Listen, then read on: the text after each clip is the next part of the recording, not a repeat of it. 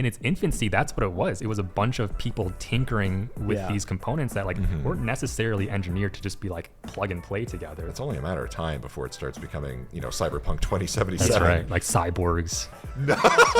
I've been working on some new thermal paste accessories. What was that? Oh, no way. Why do you have a CPU in your pocket? It's a My brand new. anxiety is here.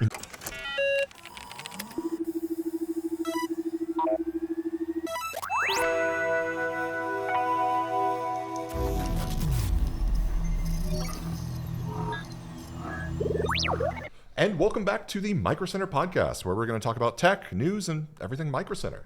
And Sweet. Maybe you noticed we have a special guest today. Hello. So this is MrYeester, and he's one of the influencers that we work with a lot. And you really wanted to come on. Yeah, well, I mean, like you said, I work with MicroCenter so much. You guys have built this nice little studio space, so why not come and talk about all the weird stuff that you can do with tech?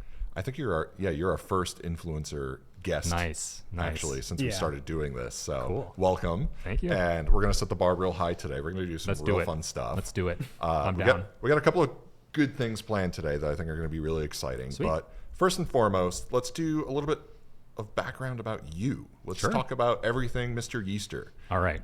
Everything MrYeester. First of all, where's the name come from?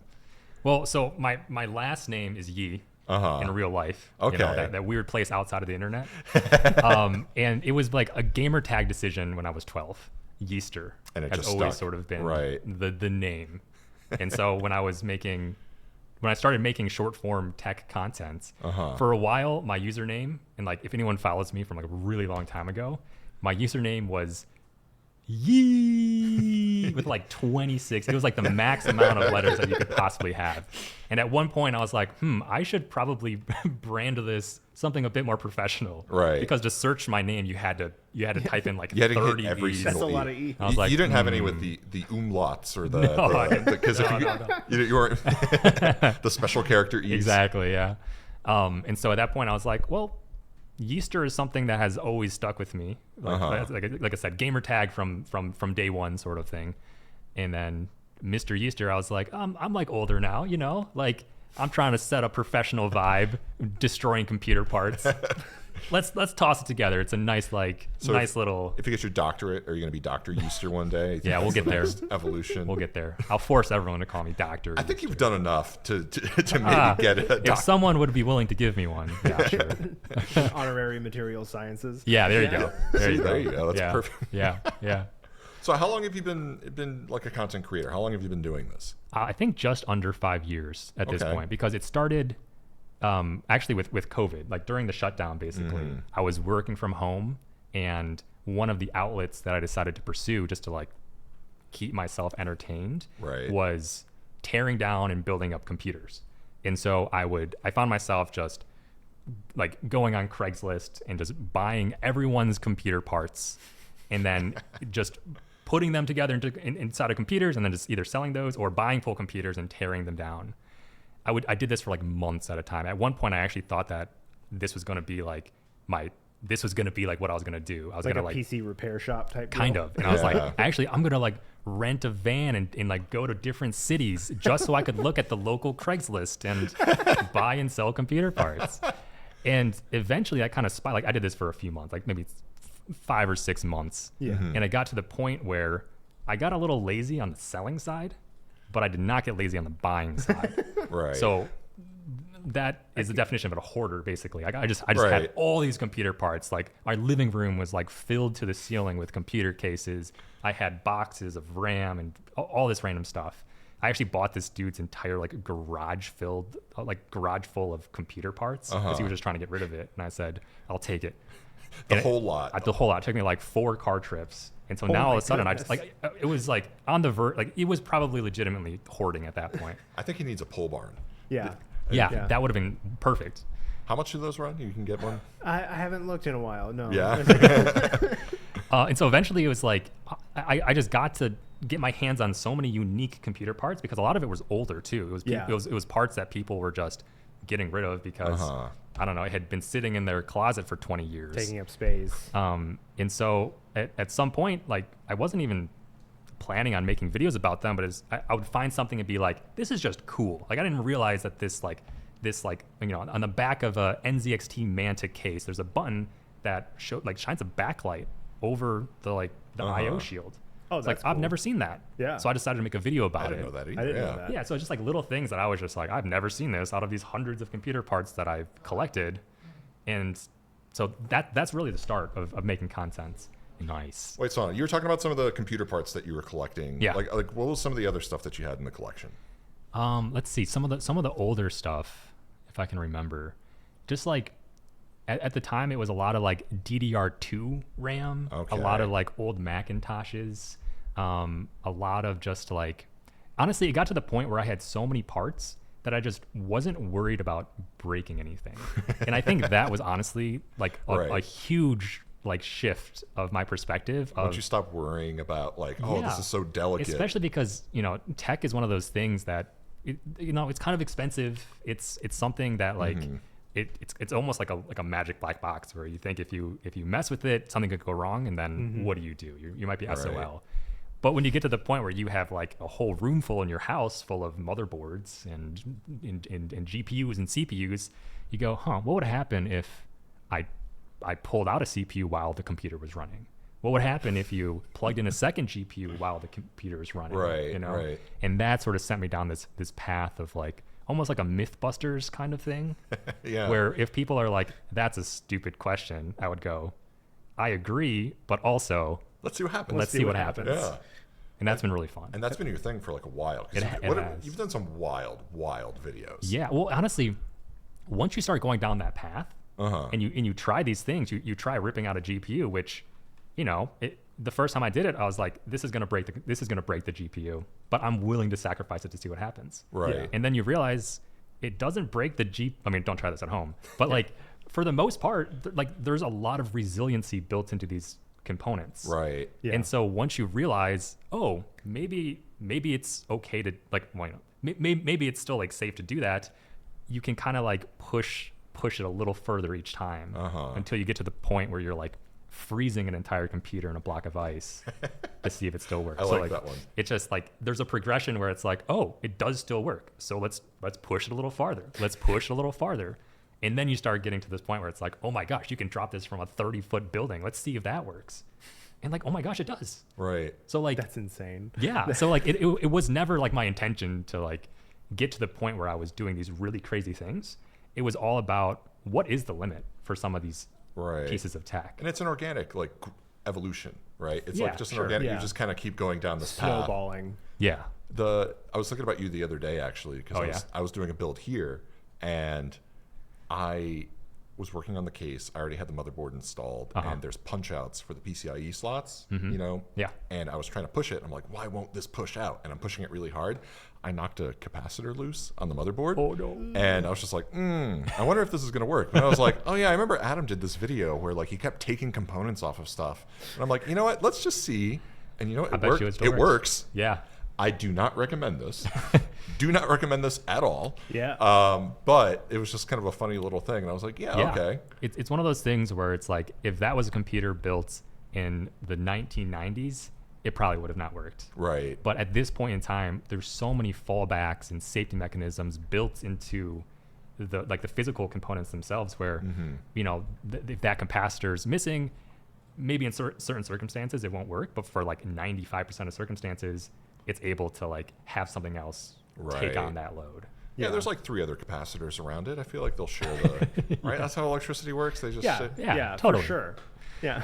just keep it cool, right? Yeah. There was one time when I removed all of the capacitors off a graphics card.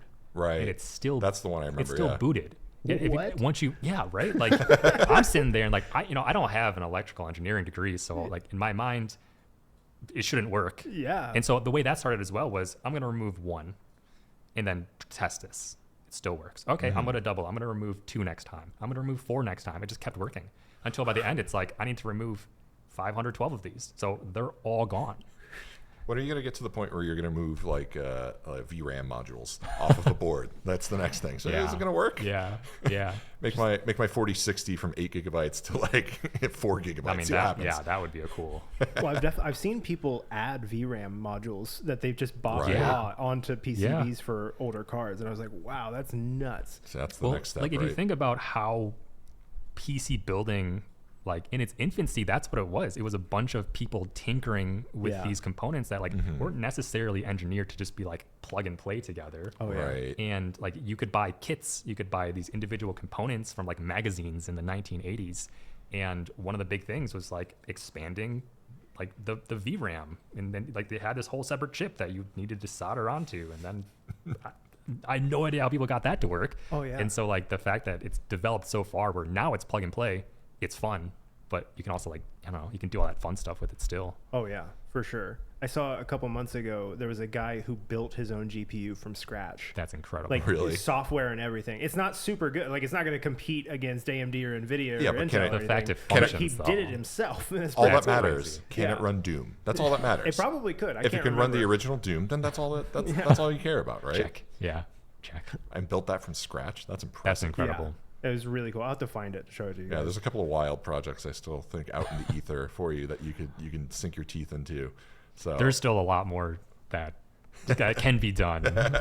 At this point, it's almost like I've done so many of these smaller like tech tinkering experiments, for lack of a better word, where like I think bigger and bigger to the point where, oh man, some of this is starting to get kind of dangerous, which is, you know, like, I don't know, like I want to get there eventually, but I also want to like, you know, be safe and not hurt myself in the process. do it in good, safe circumstances. That's right. Always. That's right. You Yeah, know. be safe out there. Do you ever run into any issues with like static electricity or like static discharge? Not really anymore. Again, this is probably one of those things where in the 90s or maybe even early like 2000s, Right. if you like walked around on carpet and then touched a motherboard in the wrong way, it didn't have the right way to like discharge it Yeah. and burst something. I actually remember the first time I built a computer in like maybe 2009, 2010.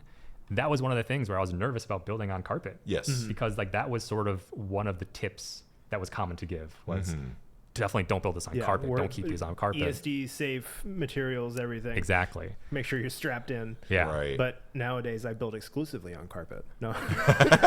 I have built a computer like the most static entirely on carpet, and it worked totally fine.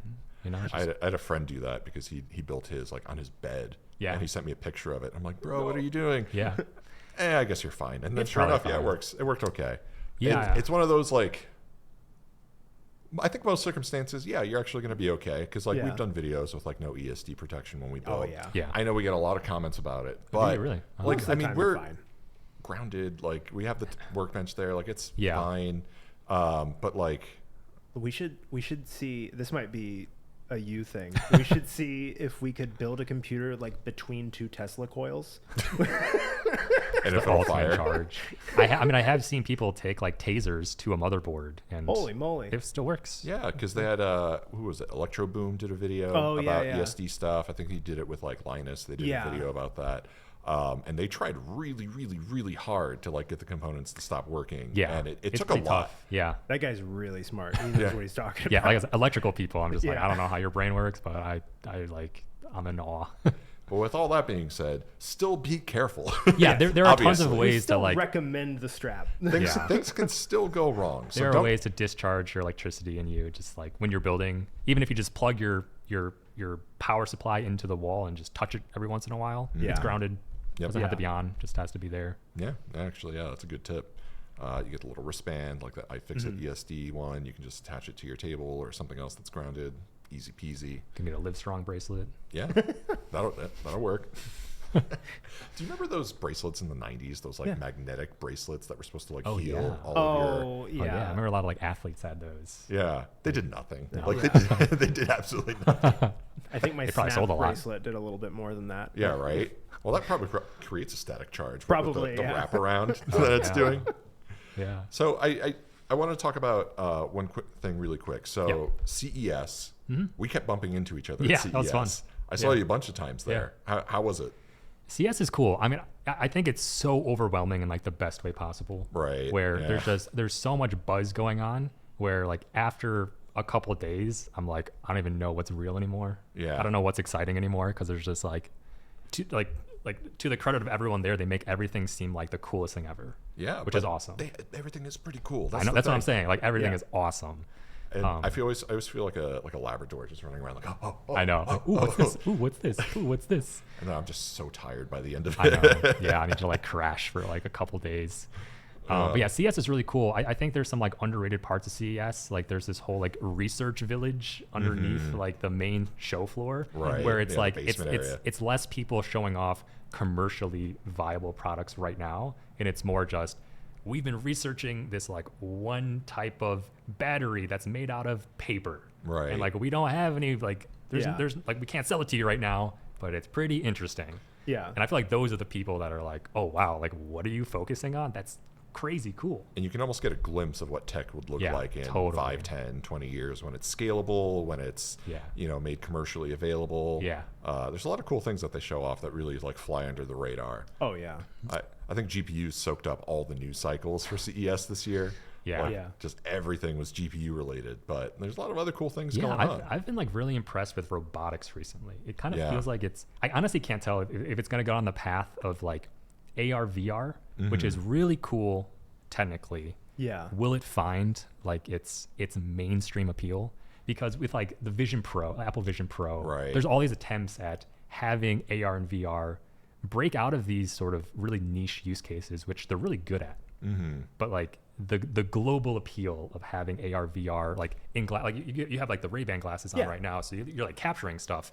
But I know there's a lot of companies out there trying to like display stuff over top, and no one's quite figured out a way to have everyone say, this is an awesome modality to interact with. Yeah, I keep seeing them all the time too. Exactly, they're still trying. I know that Meta has a prototype, and I think Apple is working on one as well. Right. Yeah, and so I'm still wondering if robotics is like especially consumer robotics is going to go down that path, or if it's just there's these niche use cases where it's really good to have humanoid robots, you know, like in a factory maybe. But like, are we going to have like a laundry robot be folding our laundry with arms in our house? Like in the Jetsons. Exactly. What was her name? Rosie, I think. Yeah, Rosie the robot. Yeah, that sounds right. Like, is that the path, or is it like? I mean, honestly, at this point, like Roombas are super normalized. Yeah, and they work so well. They've been around for like 15. They've been around for a long time. Yeah. Now they have like pool cleaners. They have the Roomba with the arm on it. The arm, yeah. I saw the pool cleaner ones. That was a fun display, to be honest. I thought that was a fun display. They had the robot pool cleaners, which I was actually surprised some of the guys here actually have the robot lawnmowers. Yeah, that's another one. See, like, and I understand that logically, I understand that those are safe, but that terrifies me. That it's just something with blades. I don't. It's just, but it's so small you can outrun it. It's a Roomba with the, and you know what was interesting about that was they had it on display on like a little hill going up the hill, like showing it can go up like a 45-degree angle. Yeah. You know, my house. I have like a little, piece of land, but it's kind of like on a slope there. So like when I'm pushing it up, it's kind of a pain. Yeah. So having a robot being able to do that, I think is cool. That would be nice. Plus, I have an electric lawnmower. Like mine is the electric one, and I mean all you do is you just add some robotics to it. It's the same lawnmower. It's just instead of me pushing it, now it just goes. And I totally see those kind of things being really normalized within the next like half a decade or decade. I think we're there with robotics. I think robotics, like the integration of robotics to everyday life, I think we're there. My personal take on AR VR, it's that everything about augmented reality and virtual reality is that you're trying to make it for the human eye. And I think that's where it's really tricky, right? Because everyone's eyes are different. And obviously, like when I do VR stuff, I get sick. I get sick to my stomach after like 30 minutes. Like I've done all the tricks. I put the fan to my face. I try to like, there's like all these things, and like they kind of help a little bit. But like once I start doing movement is in VR, terrifying. I am sick to my stomach. Yeah, I've only ever been able to do like AR stuff with those goggles and stuff because I can't be fully immersed in a world. But even all of that's all designed for the human eye. So you got to strap this big old thing to your head, and just and this is just me being, a tech freak. I just think that really the logical step is just brain implants. Just bypass the human eye and just go straight to the brain. Because then you don't have any. I know it's Jacob's. You can we test are that. Not there yet. You we can test are that. Many years away. But I think that's actually the logical thing that will work, and it just bypasses that whole human eye issue, because you can just go straight to a neural implant and you're all set. But that's like, I don't know, 40 years away. Yeah, that sounds from like, being... I'm going to be honest, it sounds like some Black Mirror stuff going on there. Yeah. I mean, did you pay your prescription or subscription fee? Well, guess your brain's off. It kind of seems like the logical next step, though. Like, if we're being perfectly honest, like looking at everything that tech can do, the way that wearables are. I mean, you're wearing tech right now. Oh, yeah. I don't have my watch on right now. I think I left it charging, but like, just wearable tech is just everywhere, and it's only a matter of time before it starts becoming, Cyberpunk 2077. That's right. Like cyborgs. Yeah. There's going to be like... chat GPT in the brain, just like right there. Oh, 100%. man. I want to figure out a way to hack my glasses to where it'll only talk to my AI server. That way it's completely local, and like I can There's just have gotta it be a forever. way. There's got to be a Surely. way. I know that some kids did some research on some stuff that got them into a little bit of trouble with Meta, but they hacked them, so it's possible. It's totally possible. Yeah. I was looking online. I found those glasses from Temu for like, you can order it for $30. It's just like the camera, but like it also has some basic like functionality, like Bluetooth functionality. Yeah. And I was like, $30. Yeah, I'll wait 4 to 6 weeks to see if we can test that out. That's what I mostly use them for, is the Bluetooth functionality. Oh, really? Like I don't really talk to the AI a whole lot. Yeah. And if I do, it's just because my hands are full and I'm like, what time is it? Yeah. I mean, that's convenient. And that's what I use my like Alexas for. I like them for music.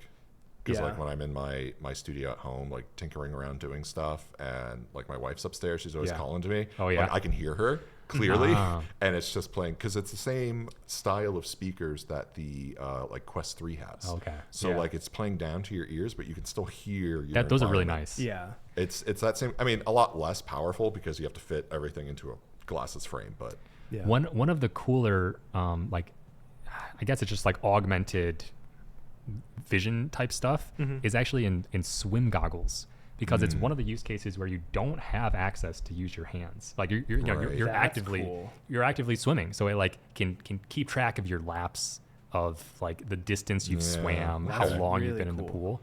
And so like again, I just don't know if it's going to be like more this niche use case specific thing where it's going to be really useful for these main use cases where it's like, oh yeah, that's cool. And they actually make underwater like earbuds too, so you can like swim and like listen to music. That's awesome. Which makes swimming so much more enjoyable when you can like, I don't know, like get out of your own brain. Let me just listen to the Jaws soundtrack. That'll freak you out. Safe. Very calming. Love it. Yeah, nice adrenaline rush to pump you up. We do carry a couple of different AR glasses, I know. Oh, do we? Yeah, we do carry them. Yeah, I've seen those. I forget the name of it, but I saw them last year at CES, and we did start carrying them in 2024.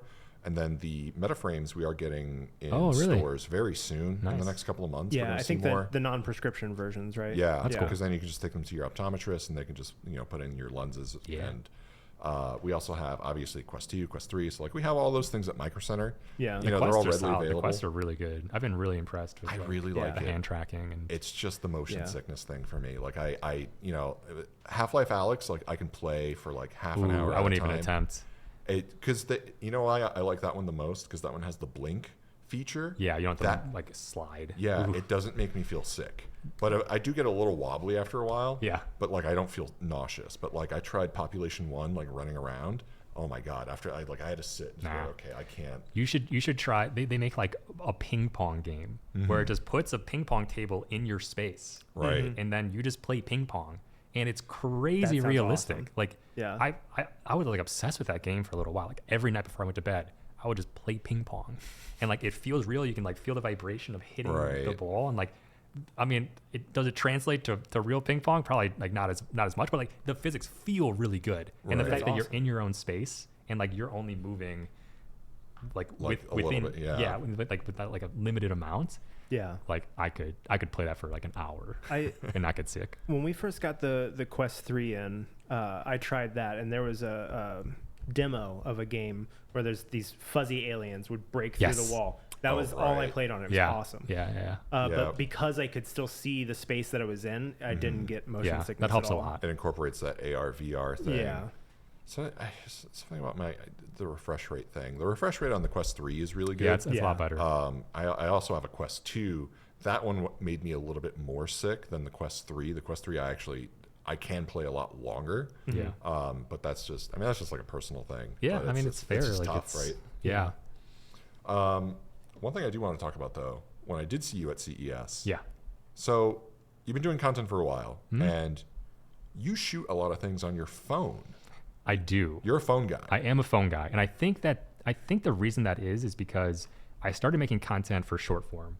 Right. And it just felt so natural to record vertical video just on the device. Like I said, I wasn't trying to become a content creator. It was just, hey, this is cool. And you the just easiest thing to do it. was to like whip out my phone and be like, press record. And since like the apps that you post to are also on the phone, it's like, oh sweet, my footage is on my phone. I can edit them on my phone. I can post them on my phone. Right. And I love myself like a simple workflow. Yeah. And Like, it keeps things easy. Yeah. Because you're focused less on the video capture part of it, and you're really focused more on the work that you're doing. Yeah. I the mean, content itself. yeah, that's the other thing is like, I don't have a background in like AV, you know, like, I think like high-end cameras and stuff are cool, but it's not something that I've ever like truly geeked out about. Right. And I think if you like watch my content, you'll go like, oh yeah, his like quality, like the quality of his like sets and stuff. I like it when you have the headset on. Yeah, yeah. It's just like mic, convenient for me. So it's like, oh, I have an idea. I'm just gonna get it out there, and it's like the simplest thing for me to do. And I kind of think that also because I do a lot of things that aren't like super polished. I do these messy experiments. Having something that is just like, oh, this is just on a phone, right in the moment. Like it feels like it works for me. So right. It's just 2 clicks away. It's just 2 clicks away. That's what. That said, I have started using a new camera for the first time in like 5 years. Because I saw you with it on the show floor. That's right. I noticed that. Yes. I think I brought one out here. The Osmo Pockets. I love this thing. Oh yeah. I love this thing so much. That thing is pretty good. I have gone down the path of like, there actually was a time when I was like, I'm gonna get like a nice video camera and like step up my quality game. I bought a camera and returned it like a week later. Yeah. And I honestly, what I did was I bought another phone to use its camera. Right. I mean, so That makes now sense. my setup is like 3 mobile phones. Like if I'm shooting like long form content, I have a mobile phone for like a shot down. I'm holding a mobile phone, and I might have one from like a side angle. Yeah. But honestly, this Osmo, like the Pocket 3, like especially because you can switch so easily between I love that. vertical and horizontal, that's really nice. The gimbal kind of terrifies me though. I always think I'm gonna break it. I don't know how you guys feel about I dropped mine. Yeah. I dropped So mine weird. in the store. We were filming in the store. Yeah. It was windy outside because I put it on like this little tripod stick I have, and Yeah. it blew right over, smashed into the ground.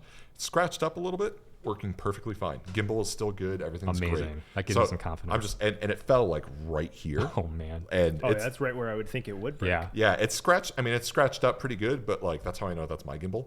That's good. Yeah. Personalized touch.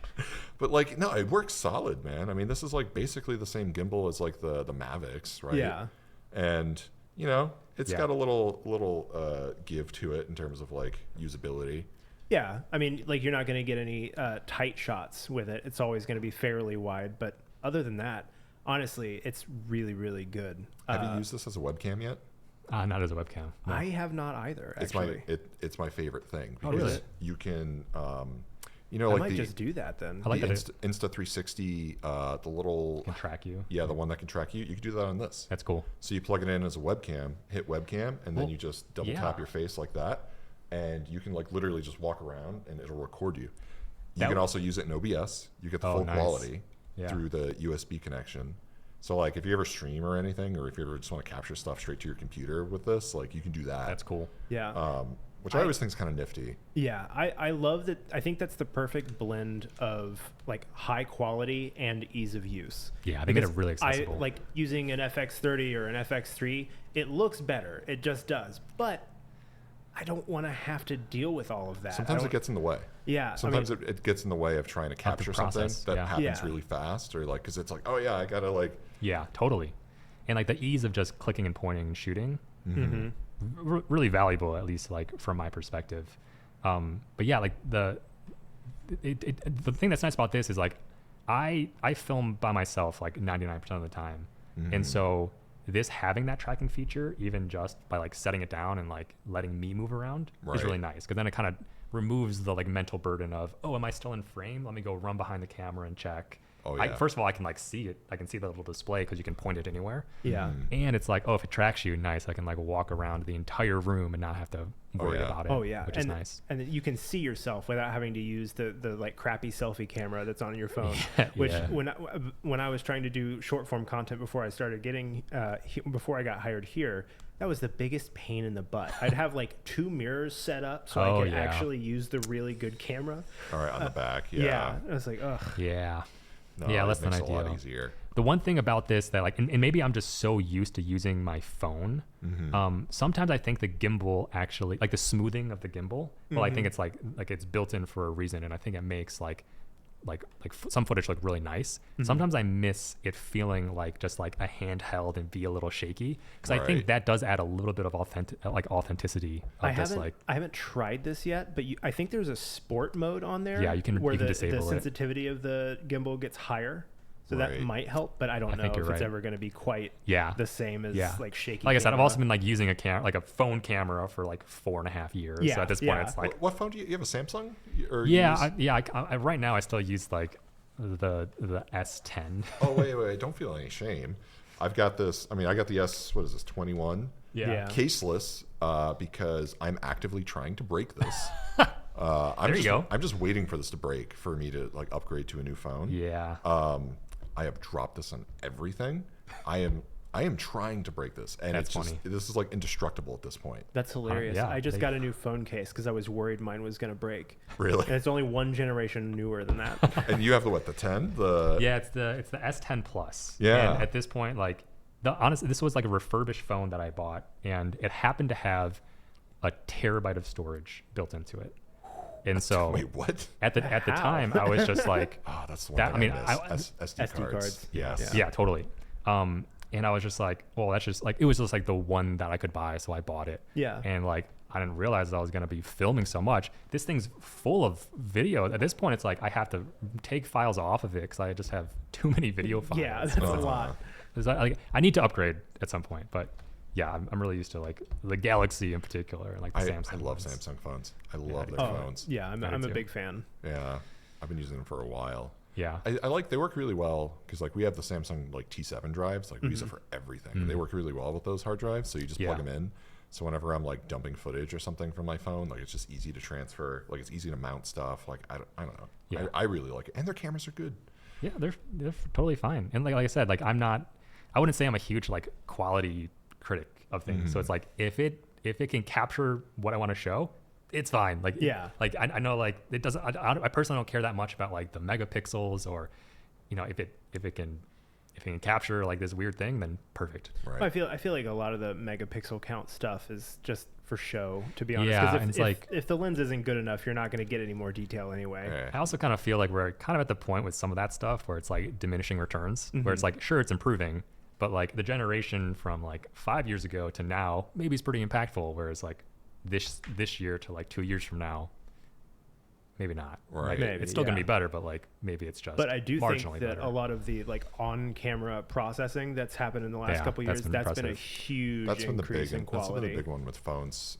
Yeah. Like even my wife has, I think, the S24, and I notice hers has this really kind of like an active stabilizer, so it like crops in just a little bit for the video, but like the stabilizer on hers is so good. That's so like a digital stabilizer, like a digital stabilizer, like, or maybe it's a physical. I'm not sure actually. I mean, that would be insane if they put a physical stabilizer. Well, didn't the iPhone have the telescoping like periscope lens that can like move or something like that for their zoom lens or something? I don't know. Some of these phones do have some moving components for their camera tech, but like that is kind of cool. That seems like a lot of added complexity to a very small package. But they find a way to do it. They do it. Yeah.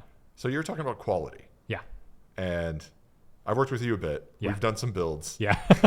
There's some builds. Pretty nice builds, huh? There's some builds that I've done where I'm like, yeah, this is kind of like Yeester quality, I think, when it comes to the cable Yeester management. Quality, I love that. Well, because like, you know, it's like it's plugged in, it works. Yeah. He's it's right good. here. You don't have to insult him. I am not. No, this is 100% on brand for me because I am 100% function over form.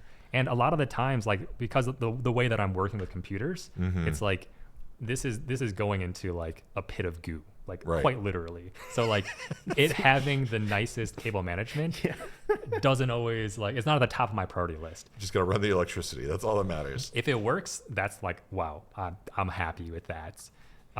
So yeah, cable management is not, I would not call one of my strong suits by any means. So then I have a fun surprise for you then. Oh yeah? Jacob, do you want to bring over some of the goodies that we have hiding over there? Ooh. So We have a couple of fun things that we want to show you. Oh, I think you're really going to be a fan of this. Okay. So this is, we'll start with this one. Is that 3D printed? That is a 3D printed small form factor case. That's now, so cool. You can get the kit for this, by the way, at Microcenter. We're rolling it out to a couple of stores, and I think we're going to roll this out chain-wide very soon, so just keep an eye out for this, and we'll have a link in the description below. But there's a kit for this, and it comes with the STL. It comes with a lot more than just STLs.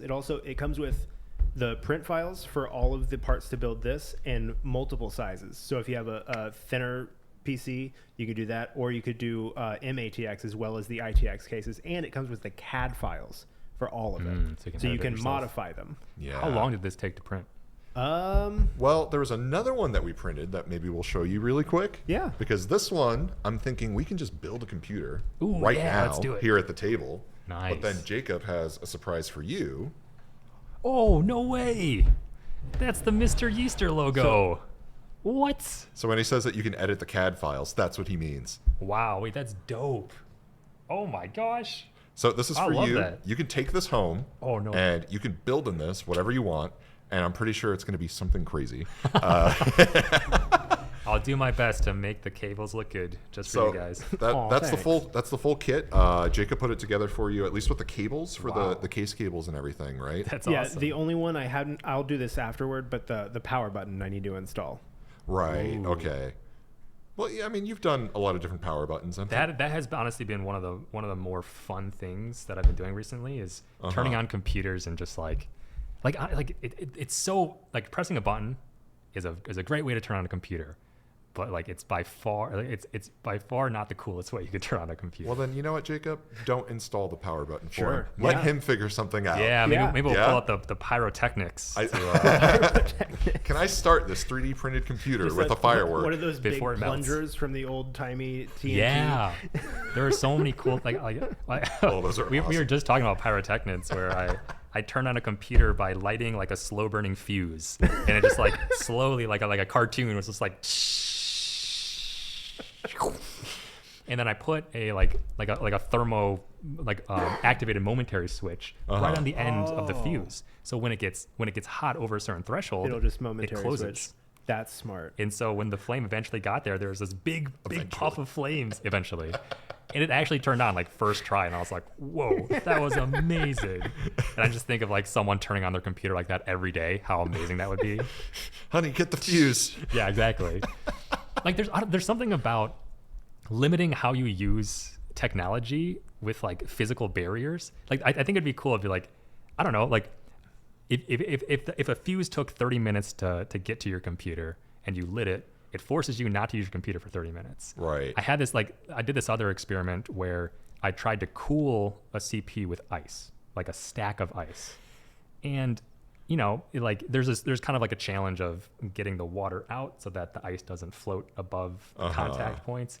But if you solve all that, what you essentially have is like this big tube of like all the cooling that you have left to use your computer. Right. So it's like, at the beginning of the day, if I dump in my ice, I can only use my computer for 2 hours until my ice melts. It's a cooling economy. That's what it is, like an economy for. Like, so there's no like rad or anything. It's just the ice. It's just the ice, and it works surprisingly well because it's cold, and computers like being cold. And if you can get the water out, it like stays pretty cold. And then when it's all done, all of a sudden it gets hot, and then it's like, well, now it's gonna crash because it's too hot. So it's like I either get more ice or I'm done for the day. You know, there's something interesting there about like these physical limitations on tech, which right now is just like you can use it whenever. You're always connected. Right. It's not practical, but it makes it more special when it's limited. I think so. Yeah, and it's just kind of novel. You know. I've got one for you. What's that? In your house. Yeah. Pay attention to the sunlight coming in through different windows. Okay. As it goes throughout the day. And find one where there's like just a random beam of light that's going to hit somewhere during some time of day. You put a little solar panel to a momentary switch. Are we so Indiana Jonesing? Yeah, Indiana Jones. Yeah, put the staff turning on. Get the light, with the staff, the prism. It has to be the right time of the day, and the prism goes into the thing. The solar panel, momentary switch, turns on your computer. You can only do it one time a day, and if you miss it, you don't get your computer for the day. That would be amazing if you calculate calculated that on like a leap year day. So your computer could only turn on once every 4 years. Once every 4 years. Yeah. Oh, we missed it for the last one. We got to... All right, well, we have a lot of time to prep then. February 29th. Stay tuned. And then it's cloudy that day, so you can't turn it on. Actually, that makes it 10 times better because now you got to wait another 4 years. What was that scene at the beginning of The Fifth Element where he yells the guy's name? Oh, Aziz, light. Aziz, light. Oh, yeah, and light. then it turns the big mirror. Yeah. That's We've got the series of mirrors to go to. That would be cool too. Like it's a Legend of Zelda like dungeon where you need to like use like different mirrors to shine like a little laser or something. Yeah. To, like, right, because like, am I getting this right? You can get like a little solar just like a little photo sensor of some sort. Right, and try to like, once it like sends the signal out, like that's all you need. You just need a momentary like thing just to like send the signal. Just like an ESP32 with that sensor and like a momentary switch on it. All That'd right, be sweet. I'm looking forward to this one. We'll ask Andy how to code it. Andy's gonna help us like make sure we do it right. So that's your gift. Take that one home. I think you're gonna have a lot of fun with that, and we'll send you a copy of the files too. Okay. Oh yeah. So you can mess around with everything. These are like surprisingly sturdy. Like This is what's the material? That's PETG. And so a little bit stronger than PLA, right? More heat resistant. You don't really want to make these things out of PLA. That makes sense. Computers get hot. Now, if I remember correctly, this one. Okay, so this one's supposed to be a Ninja Turtle. Oh. Was the design for this one? That's why it's so haphazardly colored. I like it. Who's Michelangelo? I think the red so. bandana. Oof, I I think. couldn't tell you. Yeah. Well, I mean, they all have red bandanas in the comics. Do they really? Yeah, they all have the same color bandana. Oh, I thought they all had different color. No, that was just for the TV show. Oh, I forgot that they were comics. How do they differentiate themselves in the comics? Weapons, I think. Oh, okay. I never actually read them, but when I found out about that, I was like, wow, that's nuts.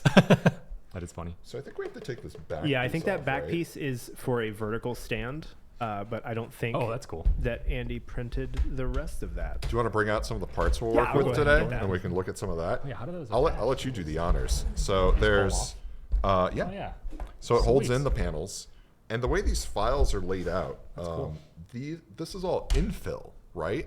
And so you can change the design or the pattern for this inside part to be whatever you want, as big or as small, as much airflow as you want. Nice. And very cool. I think it's very cool that you could 3D print your own PC case. And this is what the kit looks like. So Mod Case Evolution, this is the 3D printed PC case kit. So it comes, print files, carbon fiber rods, power button, USB cable, power supply extension, because I think you have to put the power supply in a funky orientation, and then all the screws that you need. Yeah, this is stuff that I feel like just like aligns with the like how building PCs started, right? Like you can just do this at home. You can just like modify it yourself, make it work for your use case. I plan on modifying the CAD files for this for the server rack that I built and we talked about in the last episode. Oh, right. Yeah, so I can just have permanent actual server chassis for all of my servers. I have a 9070. Will that fit in the case? No. Oh, wait. Yeah, because the PCIe is right there on that side. It might actually fit. No. Oh, that is not going to fit. No. Okay, so for parts, we went with, I think it was a 9700X. Cool. Yeah. That's what, 65 watt TDP. So that one's going to be fine for this one because obviously it's going to be a little snug. In the case. We went with this low profile cooler from Noctua. We do have Thermalright coolers available as well. I know those are kind of like more popular for this style of build. But they are so popular, we just keep running out of them. That's the problem. That's the problem. Like they're so popular. But we got this Noctua one here, and then 9700X. Yep. And we have a low profile 4060. That is the most adorable graphics card I've ever seen in my life. How cool. Have you ever used this one before? Not the low profile. No, not the low profile. I love this GPU. It's 2 slots. It's so tiny. But it's so itty bitty. And it's just a full-on 4060 in there. Yeah. That's cool. It's been a while since I've built a small form factor PC, so this will be fun. Oh my gosh, it's so tiny. Those fans are so little. Isn't it cute? It's like pretty like thick though still. That's No, it'll do with the cooling. I used one of these in that minis form, small form factor PC that we had. Cyberpunk, no problem. Yeah. Like gaming, no problem. 8 gigabytes of VRAM, but like for what it is. 1080. Yeah. Honestly, I wish more graphics cards had the power pins in this position. I know the shrouds are usually too large, right? But like having it connected to the side as opposed to like the front, so convenient. Yeah, because then it's easier to run and like even hide it in a way. Would that be for cable management that you're doing? Yeah, exactly. that for thing me, that you do sometimes. Yeah. And then we put the full size bracket because this case takes the full size bracket, but there is a small form factor bracket that you can attach. It's just 4 screws, really easy to swap out. Yeah, we've got a Lian Li power supply. Oh, might be a little loud on the mic here. Sorry, guys. How much RAM did we put? We put 32 gigs or 16? I think 32, but I'm not 100% sure. Yeah, it's a 32 gig kit.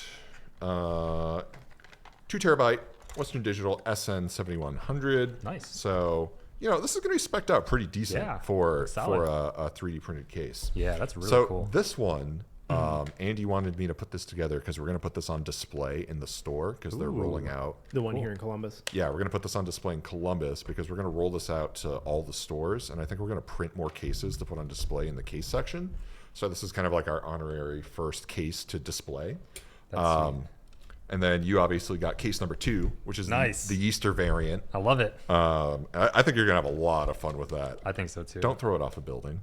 You haven't really tested it. It's not like you can't reprint it. Ooh. Or you know what? You could I'm like giving him the files, you could patch it with like those 3D printing pens that can cover holes. Oh my goodness. Stuff. Oh, I think we just gave you a gold mine of content, buddy. Like that is, we just gave you an absolute gold mine. So the one thing I will say, this isn't going to be an issue for anybody that's building in these, but because we're taking them apart and putting it back together a bunch, this foot covers up one of the places for the power supply. So I just have to take this foot off real quick before we... This is fun. Oh, yeah. This is fun. I like this a lot. Thank you for coming out for our podcast. Thank you for having me. It's so cool to see the space. I know. This has been a real good one. All right, so I got an SSD for you here. You got your memory there. And then I'll start clearing off some space here.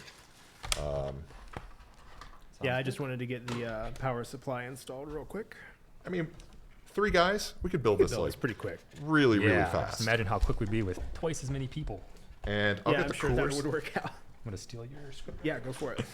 Here, actually, take that. What's the most amount of people you can use to build one PC? Yeah, it's kind of like some type of math equation there, right? If one person can build a PC in 30 minutes. So Jacob and I have just been, we've been getting really into small form factor stuff lately. It's been addictive. Like, look at everything's so tiny and cute.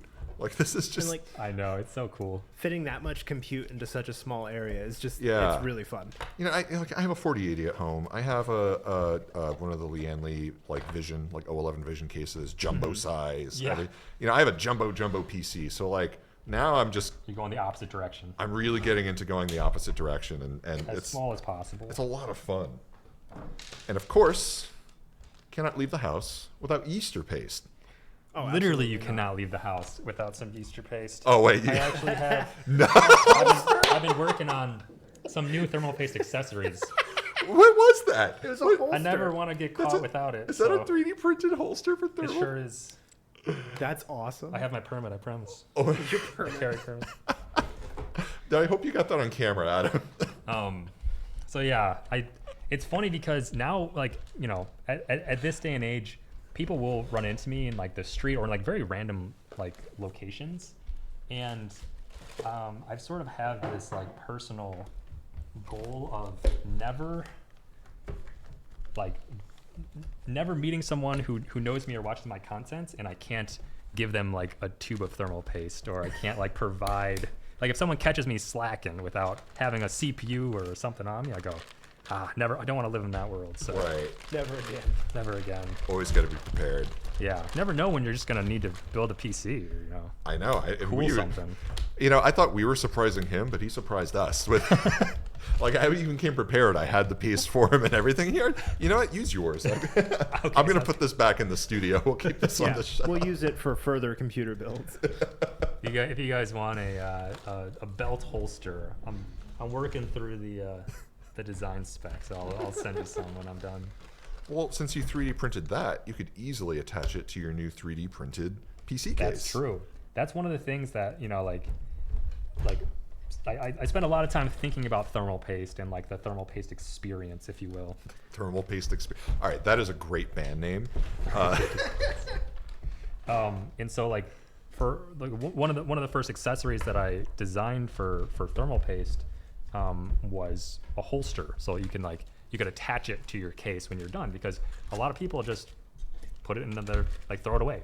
They once they're done with thermal paste in their computer, they take the tube and they toss it, or they put it in a shelf. Right. And I was like, oh, it'd be so cool if you could display it somewhere so that you could show off what's in your computer. It's got to be something like a little stand that you can have it stand up in, like a little thing like you can 3D print, put in, like have it on display. That would be cool.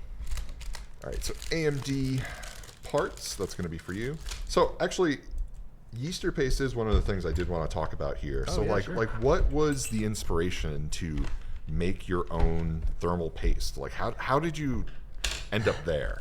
Well, so much of my early content was revolving around thermal paste and thermal paste patterns and thermal paste alternatives. It's honestly like I would wake up and only think about thermal paste for like months at a time. It was like just always on your mind. It was like an obsession.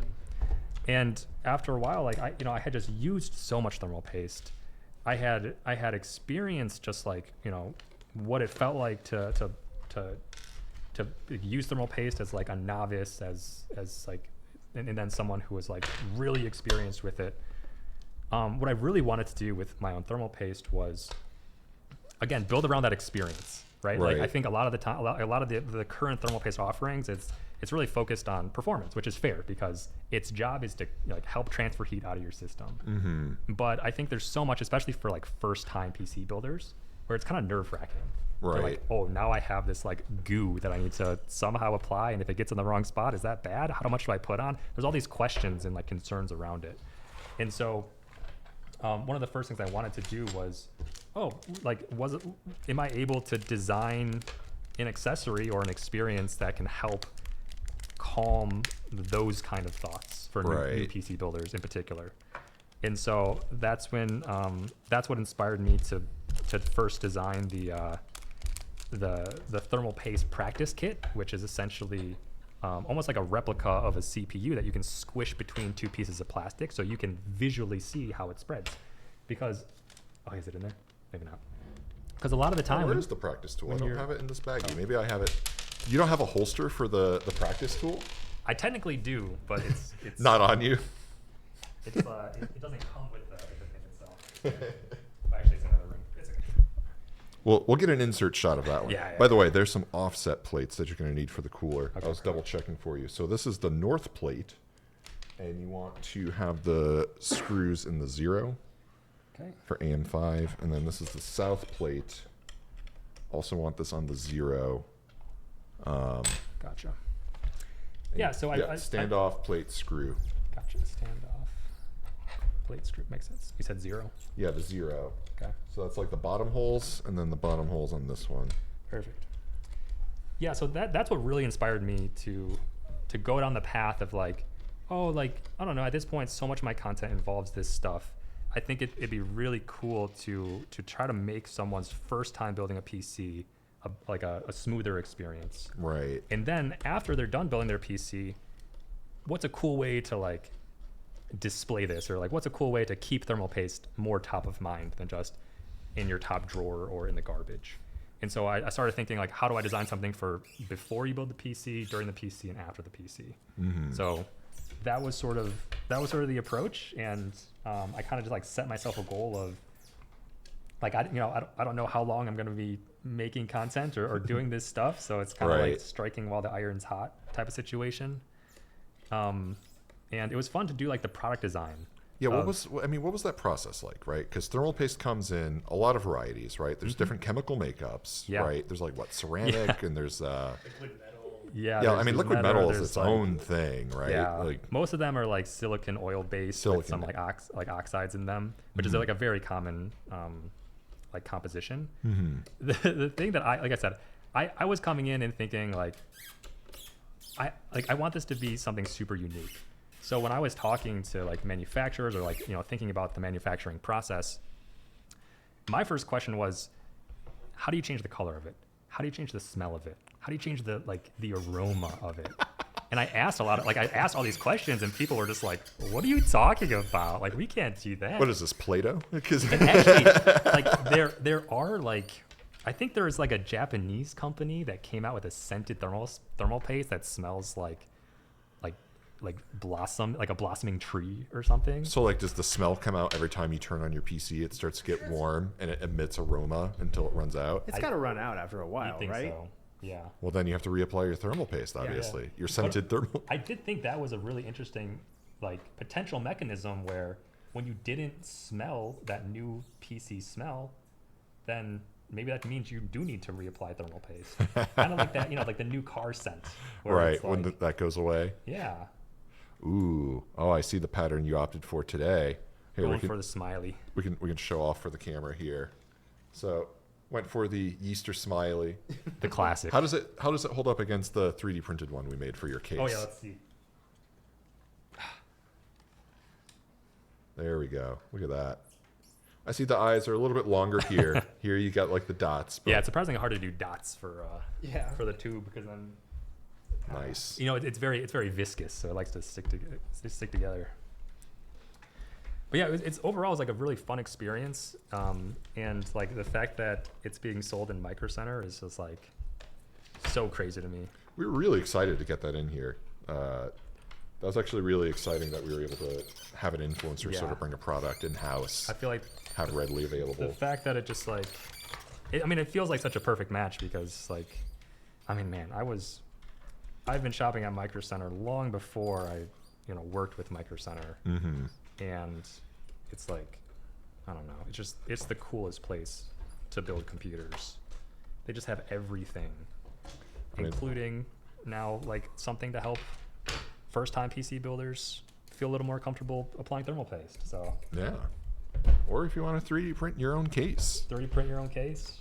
By the way, the piece that Jacob has been removing for the last 10 minutes. Oh my God, it was so squeaky. I'm so sorry. No, it's fine because it was already assembled before we put everything. So this is actually a standoff for vertical, so it could stand upright. Yeah, so you can channel the cables out the back. Oh, that's cool. Yeah. So this is where the cables would channel out the back. So the idea was you can have it standing upright, or you can just have it, kind of horizontal, long ways on the table. I like long ways, to be honest. I do too. More than tall ways. I guess that's the official name. Tall ways, yeah. Tall ways versus long ways. But it does come with all of the files that you would need to do that as well, and plenty of screws. Is cool. There we go. Speaking of screws, you do have the screws for this guy, right? Or we have screws? We have screws. They're in the box. I will grab them in just a yeah, moment. that's fine.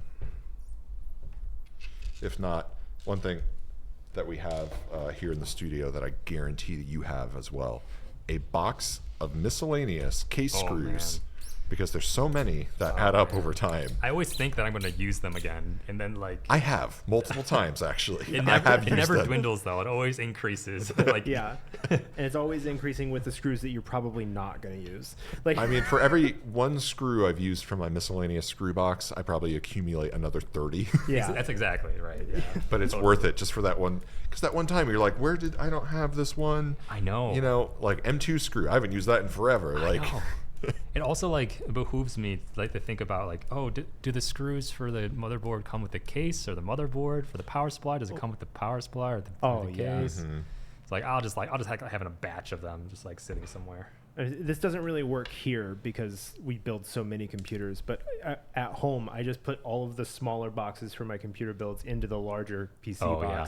That's smart. And then throw that in my attic and never look at it again. Right. Oh, that makes sense. But that box right behind you has the screws in it. Oh, here you go, buddy. Sorry, I was admiring. So this is the ASRock B650i Lightning. It's got a 2.5 gigabit Ethernet port on the back. I think this is Wi-Fi 7. I think so. It's got a little M2. Oh, on the back. That's nice. For a 2230. Oh, that's nice. And look, it mounts directly to this plate here. Yeah. So you can fit extra storage. So I see you put the one here under the heatsink. Yep. That's nice. I love these ITX boards. 100%. They are really cool. I think just so adorable. When I do upgrade my main PC at home, I'm probably going to get an ITX board for the CPU that I have in it, just so I can use it elsewhere. Right. maybe even as like a. What did you have, like a 3600 or a? I have a 3700X. Right. It's getting up there in years now. But it's not like it's unusable. No, like it's absolutely not. It still has a lot of life left. An 8-core, 16-thread CPU. Yeah, there's a lot of life left there. These the ITX ones are nice too because they fit inside of like very small fish tanks for you to do like submerged stuff. Right. So like it limits the amount of liquid you need to put like mineral oil, right? Yeah, which I think it is mineral oil. I can't remember for sure. Is it? You have done that way mineral more than oil. we have. I'm actually doing one. I'm in the process of building a motor oil PC. Dumping I mean, it's not oil. conductive. I mean, go for it. That's part of the experiments. If you Will Google, RGB still work? it's a lot darker, so you can't see much when you're filming. I know, even like it. fresh, clean motor oil is Yeah, still it's still very pretty dark. Yeah, so it's very dark. It's almost very it's a viscous. literal black box. Yeah. It's like you can't see anything, and it's so viscous, like way Yeah. more Yeah. viscous than mineral oil. You're gonna And so, burn like, those components or those fans because the fans are still in there, right? The fans are in there, and honestly, it kind of gets to the point where like you know how these fans have like this safety mechanism where if you put your finger in it. It stops, it'll it stop, holds. and then it'll So there's enough continue up resistance again. that it stops. There's enough resistance where it triggers that over and over again. So it's like you can see it slowly turn and then stop, and then slowly Wonder if you turn and can then stop. do that in the BIOS, like turn that Turn it safety off. feature off. Probably. Yeah. We don't recommend that. But it's Don't kind do of that. fascinating. Don't want to lose a finger. Yeah. No. Yeah. If I've spent enough time around drones to know that fan blades, even if they're plastic, can still do some damage. Yeah. Okay, cable management gurus, would you put in the cables into the power supply first? Sure. Actually, let's see which cables we need. It looks like we need a 24 pin, an 8 pin. I took out all the cables is it just for you. One 8? Oh, It's you just already one got 8 it. pin for the GPU. GPU is the easiest perfect. bit. Then, So this case, you need. Andy was telling me that you could just screw the motherboard straight into this case. It's what it looked like. It didn't look like there was like there's like looks plastic that you standoff can, holes. but there's also a spot here if you don't trust that in the future that you can replace it with like M3s or M4s. Okay. I think. So you could put the hex you can put nuts a in there. nut in there and then just screw in from Interesting. the other side To catch But it. this does Maybe try come screwing with into the rough cutting kind of thread screws that were there. Right, and that'll cut into the plastic and like kind of keep it held in place. I would feel more secure having a nut on the other end. Yeah. That's just me. Personally, yeah. But I think for today's, we could just do it this way. And this panel pops off so you could still that's cool. access You the can back. access the back of it. So actually, yeah, if we wanted to add that extra M2, I mean, this is a display easy. unit for the store, so it's fine for now, but There's always the option to it. it's always nice Upgrade that it. we can do that. Yeah. Oh, it's separate. Okay. And so you were saying mounting the power supply was a little funky? Yeah, because you mount it. It's hard to see from here. You mount it where the side that's normally sticking out the back of the case is on the bottom, Oh. and all the cables are coming up. That's why you need the extension. The extension plug it cable. in. So you don't really have good access to the switch for the power supply, but if you turn it on, you're good. That's fair. So make sure it's kind of- left in the on position because that's Yeah. going to be a pain. Same Yeah. situation with the motor oil PC. Yeah. You don't, yeah. you You don't did want not to have to stick dig your in hand there. in there and go, ah. That just sounds horrifying. Like, what if there's something in there that takes your hand? Like, Yeah, I know. You can't see it. like reaches, Yeah. even though you put everything in there, it's some still like lagoon monster in there. Oh, that's a good idea. You could 3D print a lagoon monster Ooh, that'd for be your. cool. Yeah, because they have like they make like pool toys that are motorized and can like swim and stuff. Because you can't put like a real fish and even like a motor or a mineral oil PC because Right. it's oil.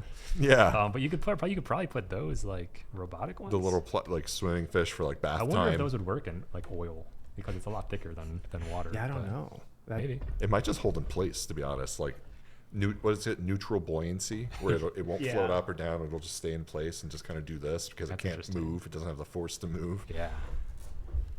It's almost like Jello, right? Like it's almost like Oh, you have a that'd be- PC in Jello. That'd be hilarious. Remember in The Office when they had the Yeah. stapler in Jello? Pranks. Yeah. Like that's the got it. next thing you can do. Yeah, that'd be interesting because I guess the core ingredient in Jello is like water. So, Right. But what if like I'm sure once it Jelloizes, like I don't know the phrase. Jelloizes. Shallow ices. Like it's potentially less conductive since it's not as liquidy. Yeah, because it's just Yeah, I gelatin and It's just like water. bone Yeah. marrow. Yeah. Yeah, exactly. This is a complete non-technical aside. I always get gelatin and gluten mixed up. And so every time someone says they're gluten-free, I'm like, man, you can never eat Jell-O again. Like, that's the first thing I think in my mind. No. Even though I haven't had Jell-O in like maybe 20 years. Our director of marketing is actually, they can't have gluten. So now I want to just get a bunch of Jell-O and put it on their desk. Right. She won't get it. She's like, why is there Jell-O here? Like, I can eat this. Thank you. Yeah, thanks. Yeah, exactly. Like, this is fine. No, but seriously, like every single time someone says they're gluten free, I'm like, man, you can never have Jell-O. It's so like, no, two different things. Yeah, I know, right? If anything, they would probably prefer to never have Jell-O again. That'd be funny. All right, so we got the motherboard in. What? How's it feel going into the case? Like, honestly, it's just not bad. Like, there is resistance, so. Yeah, I think it's gonna hold just fine. Yeah, it'll be fine. Yeah. We're getting this built in record time. Look at that. Nice. And here, I'm going to clear off some of the extra space that we have here. What are these? These are for... mounting any of the PC components to this. Do you have the power supply mounted already? Yep. Do you need screws for that, or I already did that. You're already done? Yeah. Cool. But I did just notice that I didn't put the foot back on. So once he's done, I will put the foot on. And I've got the GPU for you as well. Wow. We got this together real fast. Oh, yeah. I thought this was going to be a much longer podcast episode, but yeah. I mean, I normally think that ITX cases take a lot more work just because there's so much less room to like. I feel like I need smaller to actually hands work in there. Yeah. Right. Oh, no. But honestly, even small things like having a magnetic screwdriver is like a godsend. iFixit screwdriver available at microcenter. Everyone should use ferrous screws. Yes. Ferrous screws are magnetic capable. I've seen a lot of screws that are like non-magnetic metals. So even if you have a really nice iFixit screwdriver, just nothing. Do we sell that? I don't know what it's called, but it's a tool that is just a magnet that you just put on any screwdriver to magnetize it. Yeah, we sell one. We sell that, those. right? Yeah. I got to get one of those. I love those. Those are really I have cool. some older screwdrivers at home that are losing their magnetism. Yeah. That I know you just charge it up a little bit. Actually, where did the box with the screws in it go? Oh, over here. This box? Yeah, because I don't know where the PCIe cover is for this particular case, but we can use the one we printed for you temporarily before we... Oh, I see. Oh, this little piece. Yeah, that, and then there's a couple things that look like thumb screws in there. Yep, I see them. Yep. This just looks terrifying. It's just a 3D printed cylinder with just a nail sticking out. Yeah. Or it's a screw, but... what's this piece here? This looks those like were to hold the carbon rods that you run through the print, see. just to give it a little bit more stability. So the structure of the case is it's actually two large pieces that are kept together with carbon rods that go through the entire thing. So that's where some of the rigidity and connection comes in the case itself. Oh, I see how that goes. Okay. Oh, yeah, clever. And then that clips between the thingies.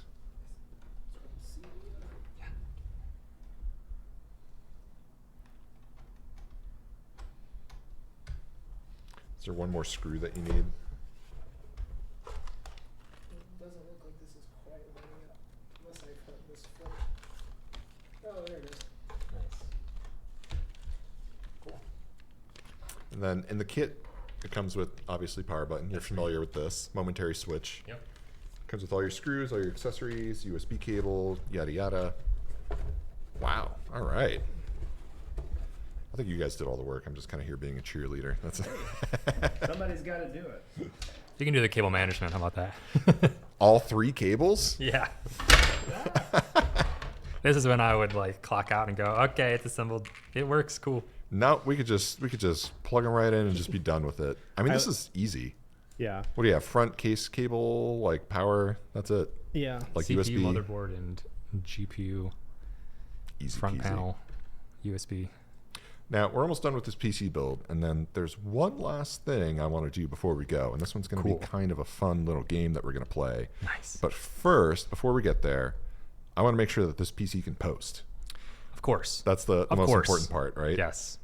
It would be a sad day if we can't get it to post, so. Adam, can I ask you something? Yeah. How many times have you turned on a PC to post and you've been too impatient to wait for the RAM to train and think that you did something wrong? Because that feels like every other build for me.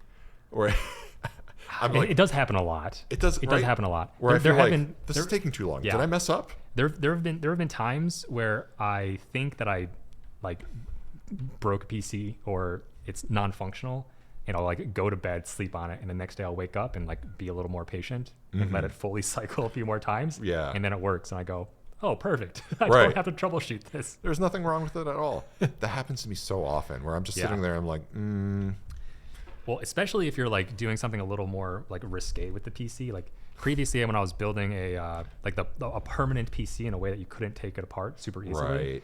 I was using like rivets instead of screws, and it applies so much force on the motherboard. You can crack it, can't you? Like, I was worried that like I didn't know if I was like, I don't know, like hitting some trace incorrectly or snapping anything.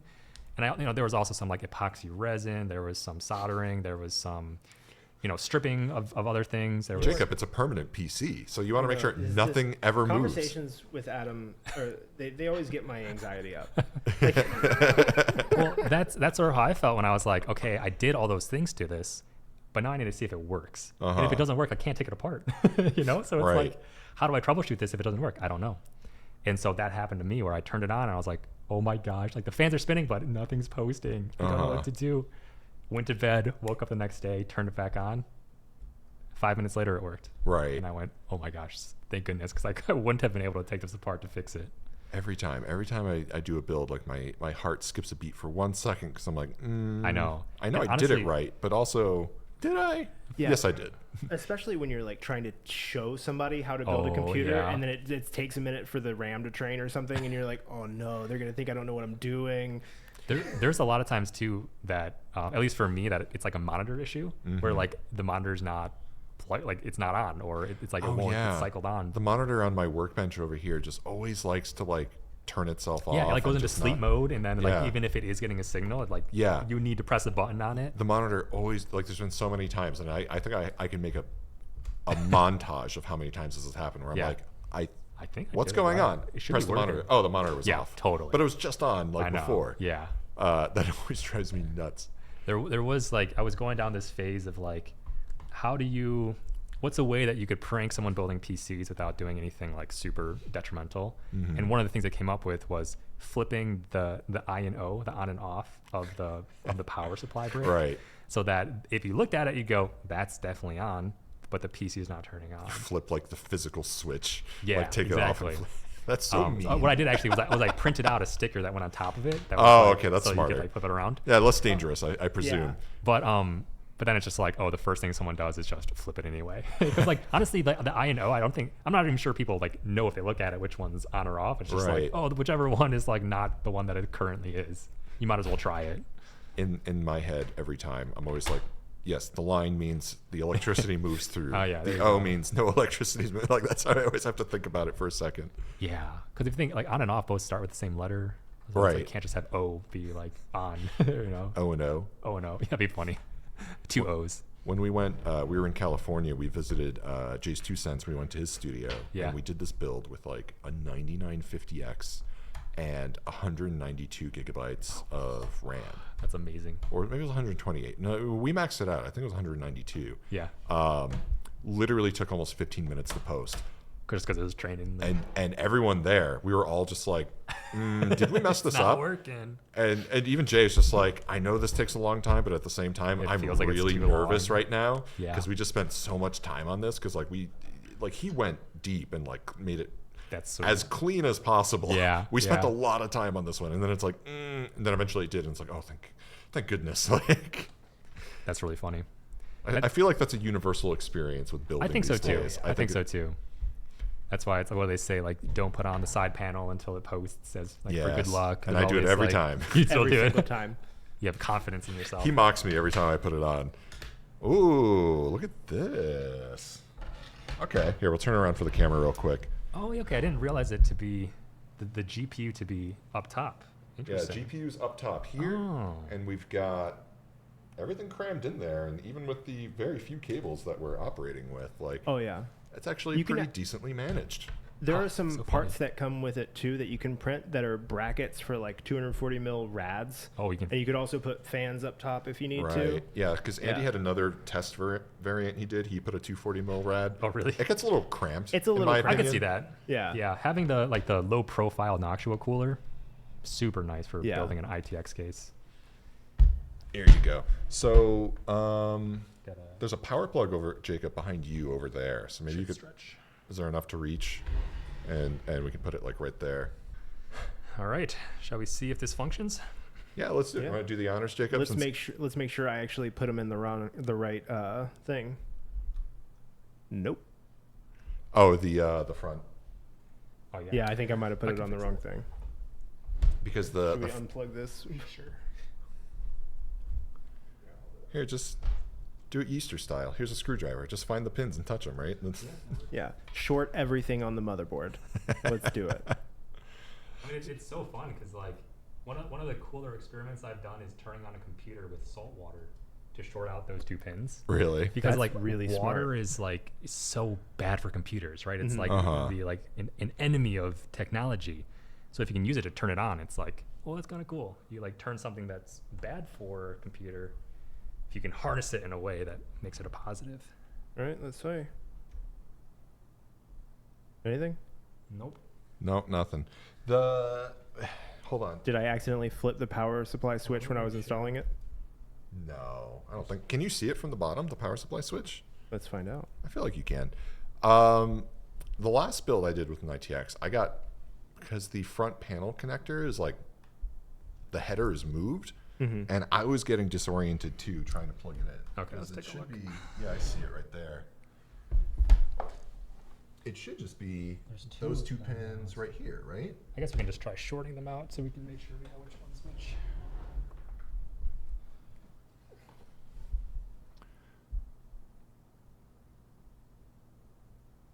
Not those.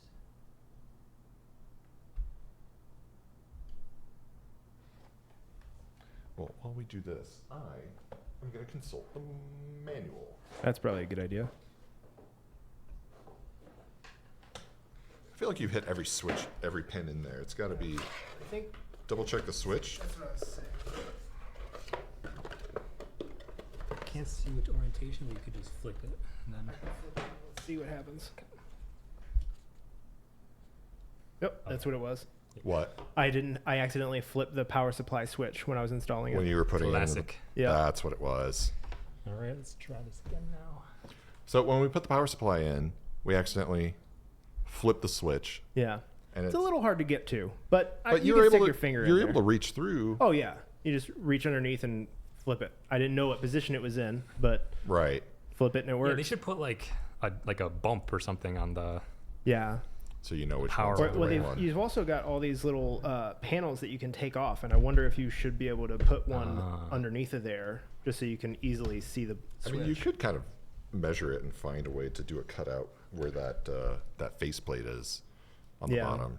This is also the old version of the ITX, and I don't know if that has changed because there's 2 different versions of the ITX that come with the files that we're selling. Right. Okay. All right, give it another go. See if the power button works. Nice. Look at that. That's what we like to see. Spinning fans. Nice. And she is on. Yeah. We don't have a monitor plugged in. No, we don't. We'll just assume there's a great output. We got to BIOS. I mean, it's on. It is on. It's going to post. It's going to be fine. I'm actually really happy with the way this came out, though. That was that was surprisingly easy for an ITX right here. build. Which one's which? So this is on the back. Oh, I remember. Okay, so Andy designed this with a monitor in mind. Oh, so you can put a display there? Yeah, so you That's have cool. the display already built in. So there's a cutout made here for a monitor. Oh, gotcha. Yeah, when I look at that, I think of it looks like a power supply right installation piece. And the files that you get for yours, obviously, you can modify the plates because the plates are actually the fastest thing to print. I mean, how long did one of these plates take? I think one of those takes like on the Bamboo Lab printer that we printed it on, it was like 2 hours. Yeah. So it's not bad. Yeah. Depending on how many walls the infill. But the versions with the monitor actually come with it as well. So it does come with that. Okay. Cool. Yeah, those are just optional prints that you can put in. So we definitely probably saw that monitor then. I think there's a specific one that he had in mind for that. I just don't know which. That would be pretty cool. I'll double check with them to figure out which one that is. That's pretty rad. It does look like a Ninja Turtle on its side. On its side. Yeah. Wow. Not bad. And we did that in record time. Yeah, it was not pretty too fast. bad. Very efficient. Teamwork makes the dream work. All right, we just cleaned up the desk because it was a mess. Yeah, it was getting a little cluttered. It's up there now. Yeah, we moved the. Is it Michelangelo or is it Raphael? It's Raphael. Is it really? I thought. Yeah. Right. Adam came in here and lectured you on this. Yeah, I just got lectured off camera about one of the turtles. Ninja Turtles. Okay, there's the purple, the blue, the red, orange, or yellow. It's orange. It's orange. Yeah. And there's a rat. Yeah, and there's a rat. That one's not the rat. That one's not the... That we know for sure. Oh, rat PC. That's a good theme. I like that. Oh, I did have. Whoa. I did have this one idea where it's like, I feel like having a rat power PC feels like pretty far fetched. But like the whole spinning motion, like fans spin. So what if you could use like a rat spinning in one of those like hamster wheels? Maybe a hamster would be a better option to cool a PC. If you could like have it spin and like have it spin the CPU fan or something. Right. That's awesome. And it's like, I don't. It's in the backlog, like. Yeah, it's just a wall of hamsters. Yeah.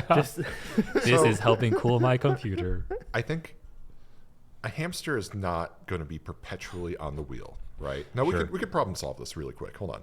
The hamster won't perpetually be on the wheel. Not a single one. But what you could do, get thousands of hamsters. Bring a predator and chase it. Get a Raspberry Pi. Plugged into a small battery bank, like let's say 2,000 milliamp hours, a smaller one, right? Yeah. Run it off of that. Yeah. And see how long it can run and have the battery bank powered by the hamster wheel. Oh. So that So when it even when decides, and just see how long can I keep cool this the Raspberry computer. Pi powered, and maybe it'll be days where the hamster doesn't touch the wheel. And it's like, this battery bank is getting low, but then suddenly it gets, Again. see how long, because that can go on for months, but potentially, right? Yeah. And then, you're kind of like sitting there and like, I really need to use my computer, but it's not powered on. So I got to entice this hamster to come run. And Dangle something in front of it so it runs on the wheel, charge up the battery bank. Man, we are just innovating green energy over here. We really are. At the microcenter. Yeah, soon you'll have a section just for hamsters. Cooling mechanisms. It's just a bunch of hamster-powered PCs. No, but because you could 3D print a little monitor, right, with a little Raspberry Pi, little battery bank, just have it plugged into the hamster wheel, and just see how long you can let it run. Yeah, get us a hamster. There's a lot of setup there. I know. There's a lot of setup there. What I've realized is like, I have so many ideas that I think about, and I go, "That's amazing! I'm totally gonna do that." And then I like go to sleep, wake up the next day, and I go, how the hell am I going to do that? Right. Yeah. The execution is like way too hard. It's easy to dream it up. It's harder to make it happen. Yeah, for sure. That's Actually, the fun part. we had an idea. This is a good segue. We had an idea for a project that we wanted to do. It's a 3D printed project similar to the case we just did. I had the idea and I told Jacob, and then he just kind of went ahead and built it. Do you want to show it? Yeah, absolutely. Oh, sure. What'd you come up with? This is our video village. Oh my gosh. And this, wow. This is heavy. It's heavy, yeah. How do those all there's fit some heft, in there? a lot of zip ties. Oh my gosh. Also, fully, there's a full power solution in here for everything as well. That's incredible. This runs off of one power cord that's patched in. That's a little heavy. It's pretty heavy. Yeah. Okay, you guys do a good job of doing weird stuff and making it look cool. It's like look nice too. Oh, thanks. Like that looks nice. I would not be able to pull that off. Yeah. I'm a sucker for aesthetics. Like I told Jacob, like it's got to like at least look presentable when we do This is it. very presentable. This is nice. Yeah. All right. So walk him through. What is this? Yeah. So on the bottom here is our all NVMe NAS. So that's got 8 terabytes total, 6 terabytes usable of NVMe storage. Fast. That has a 10 gigabit network card, so that goes straight into our 10 gigabit switch over here. That's what this patch panel is for. And then that is a router, so we are all on the same network no matter where we go, and it puts out its own Wi-Fi. So if he wants to review footage while 2 people are editing off of it, totally fine.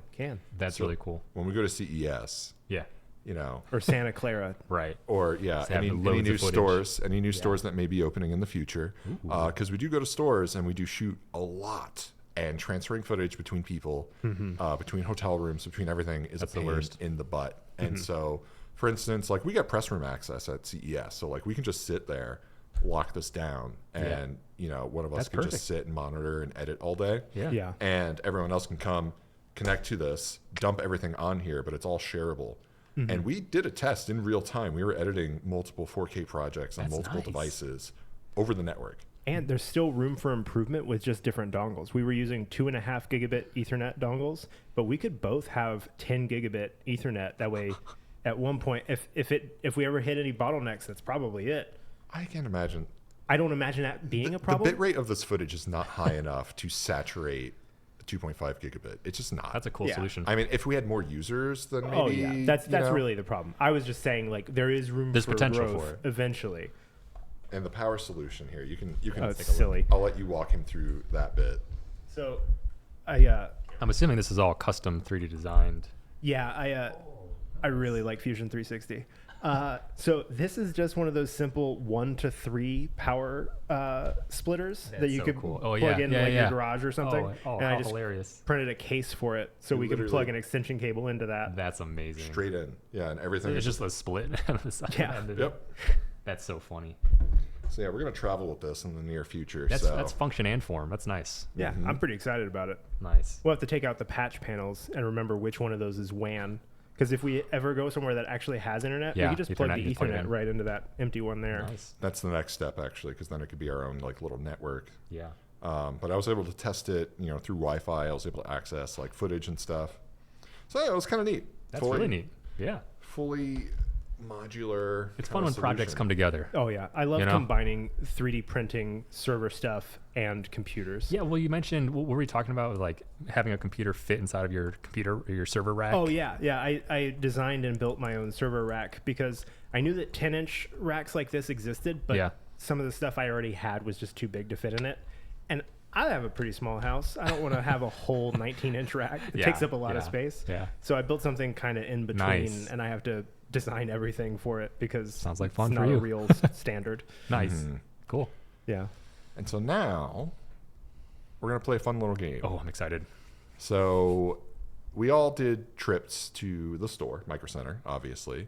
And the goal here was for each one of us to pick 5 random things from the store.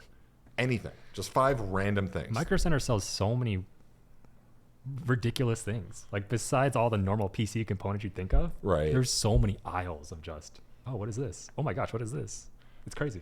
Yeah, even when I was doing this, I was really supposed to just go in for like a few minutes and like go out to like just pick stuff up for the shoot. Spend some time there. I spent a while walking around picking things out. Yeah, so it's fun. We all have goodie bags and the microcenter tote bag, which I'm a fan of. I actually really like these tote bags a lot. Oh yeah, this is like Christmas. I know. I like how we have fresh new tote bags, and Jacob has a I buy one of these like every week, so I just brought my oldest one. Yours looks a little more used than ours. So how do you guys want to do this? We'll go like maybe one each. Yeah, We'll start to go like round table. Sure. Yeah. Do you want to lead us off, Jacob? Maybe you can pick one. In honor of your cable management, I went ahead and got some cable ties. Nice. That I are could probably use reusable those. Velcro. RGB cable ties too, because look at that, you have all the different colors. That's nice because it's not like like the ones where you cut off and then there's a really sharp edge and then you slice your hand off and then have to go to the hospital and bleed out and I hate those ones. It sounds like you're talking from experience. Is that why you don't like cable management? I do think it's one of the more dangerous parts of a computer, so I avoid them at all costs. Oh my goodness, that's funny. Okay, I will go next. Microcenter sells a doorstop. Ooh. So I bought a doorstop. Also has RGB. Also has RGB. There's a theme here. I've never bought a doorstop before, and I would never guess that Microcenter sells those. Yeah, so. We have some stuff that you just wouldn't think. I know. $5.99. Not a bad. That's a good doorstop price. Yeah. I've never really priced doorstops, but I think so. And it even says Bigfoot on it too, so you know what it's capable of. It'll keep him out. Okay, so for mine, I wanted to find the biggest fan. Whoa. Because Adam, I'm such a fan of your MrYeester content. I wanted to find the biggest fan that I can find. Also RGB. Yep, RGB. We're on a theme. This thing is gigantic. I know. You know, That's amazing. I haven't seen one of those in a long time. Do you remember in the early 2000s, computers would have a side fan for the case? Yeah. They were all 200 millimeter like that. Yep. Just gigantic. That's amazing. I love that. Gen 2 RGB addressable. I mean, come on. That honestly feels like it's taller than the 3D printed case. Yeah. I think it is. Actually, yeah. Hold on. You could just replace the entire side panel of this with your fan. That is absolutely Actually, wild. Hold on. I'm going to take now this I out. kind of want to try it. I'm going to take this out of the box because I want to Imagine see. the airflow. I might have some 3D printing. Yeah, there you to go. do. You can customize it to hold a 200 millimeter. That's absurd. Yeah, you're right. Those old cases that just have those giant fans. Yeah, because the fronts never really had mesh, so that they didn't know how to get the area. Yeah. So they're right on top of the CPU. Let's do it. Oh my gosh, That's absurd. It's actually even funnier outside of the box. that is nonsense. So this is a 200 millimeter fan That'd next be to our perfect. 3D print. Oh, wow. I think it'll fit. You should design something so that I can just Oh, I'm gonna slap try on it. there. No, Jacob, this literally Yeah, I know. fits. Can you pop the panel out really Yeah, you fast? can. It's from the back. Oh, See, there's a Oh, dip from there, right yeah. here. So here's the panel, our Yeester panel, but you could put this 200 millimeter. I think it'll work. It's meant to it's be. an almost perfect fit. It's meant to be. Talk Yeah. about airflow. That would Right. be amazing. right. That's perfect. We're hot rodding it now. I'm really glad I found this. That's awesome. All right, Jacob, your turn. What do you have? What we got here? So, I am a big fan of mini PCs, Yeah. like we were talking about earlier. So I got this adjustable thin client VESA mount bracket. And this isn't for that, but I borrowed this so I could Oh, yeah. show Oh, it you can off. just slide it so in? you just slide it in, and it sits between the monitor and the monitor arm. Oh, display it for the cool. camera. Yeah, show them. sorry. Show the kids at home what this looks So like. there's A the Visa mount. So you bracket. just have it. Yeah. Visa mount and Visa mount. Yeah, it's like a sandwiched VESA mount, and then this just slides in. This Minis Forum PC that I borrowed from one of our buyers earlier. So you could just make like an all-in-one PC. Oh, yeah. With your monitor. Yeah, you can just and put the monitor right in I front mean, of it. if you care about cable management, which is why I got the. Yeah, it doesn't resonate. That's actually kind of cool. Yeah, I really like it. Yeah, $30 for that. Okay, That's not and, bad at and all. it looks pretty strong. You can fit up to 2.8 inches in depth. Okay. How cool. All right.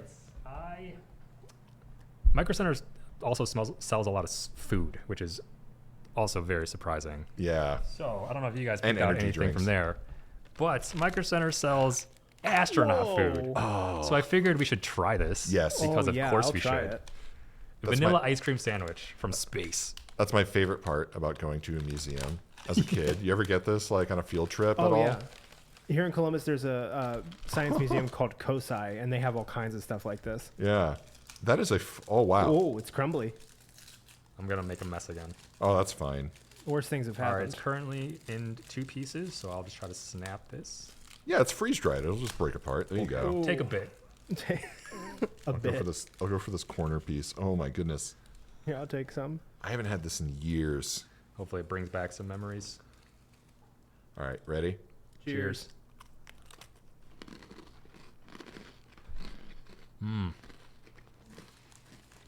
Oh yeah. You feel it melt in the mouth. Mm-hmm. Right. Oh, It's like if an Oreo is also styrofoam textured. But it's tasty though. Like it is pretty the good. texture is always kind of. Such good motivation to be an astronaut. Oh yeah, It still has some creaminess to Oh, it. it does. Like the ice cream. surprising. Like once it gets reconstituted by your saliva. Reconstituted ice cream is my favorite kind of ice cream. I mean, this makes the voyage into space worth it, right? Oh, I yeah. think so. Because like this is the kind of ice cream they're eating up there, but also like if they're in a low grav environment, all these crumbs flying around. Yeah, that Isn't would be that like such a thing? isn't that like a Get sucked in hazard? by like the HVAC and just Yeah. destroy it. Especially if you have giant fans like this. That's right. In your spaceship. That's right. Sucking in all the crumbs. Oh, it's really yummy. And it was pretty good. Yeah. That was pretty good. I'd eat that again.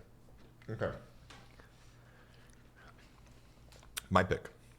Sorry, I got the biggest piece of ice cream, so I'm still working Yeah, on you this. you had like a whole meal there. Yeah, you enjoy It's that. really yummy though.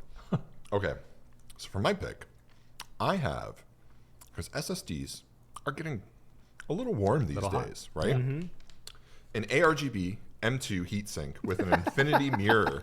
Oh my gosh, that's so cool. Does that just plug into a header on the motherboard? I have no idea. To be perfectly honest, I have no idea. So cool. How this works or how it's powered. I feel like infinity mirrors are not taken advantage of enough in like PC component science. Like Leanne Lee always has a bunch of whoa, okay. Oh, there's a lot going on here. A lot more than I thought there would be. That's so cool. Okay, so you have your header, LED header there. Yeah, that makes sense. Yeah. I'm assuming. And then that's the actual point of contact for the SSD. I love how most of it is just the mirror piece. I wonder So, how well that actually cools, because like.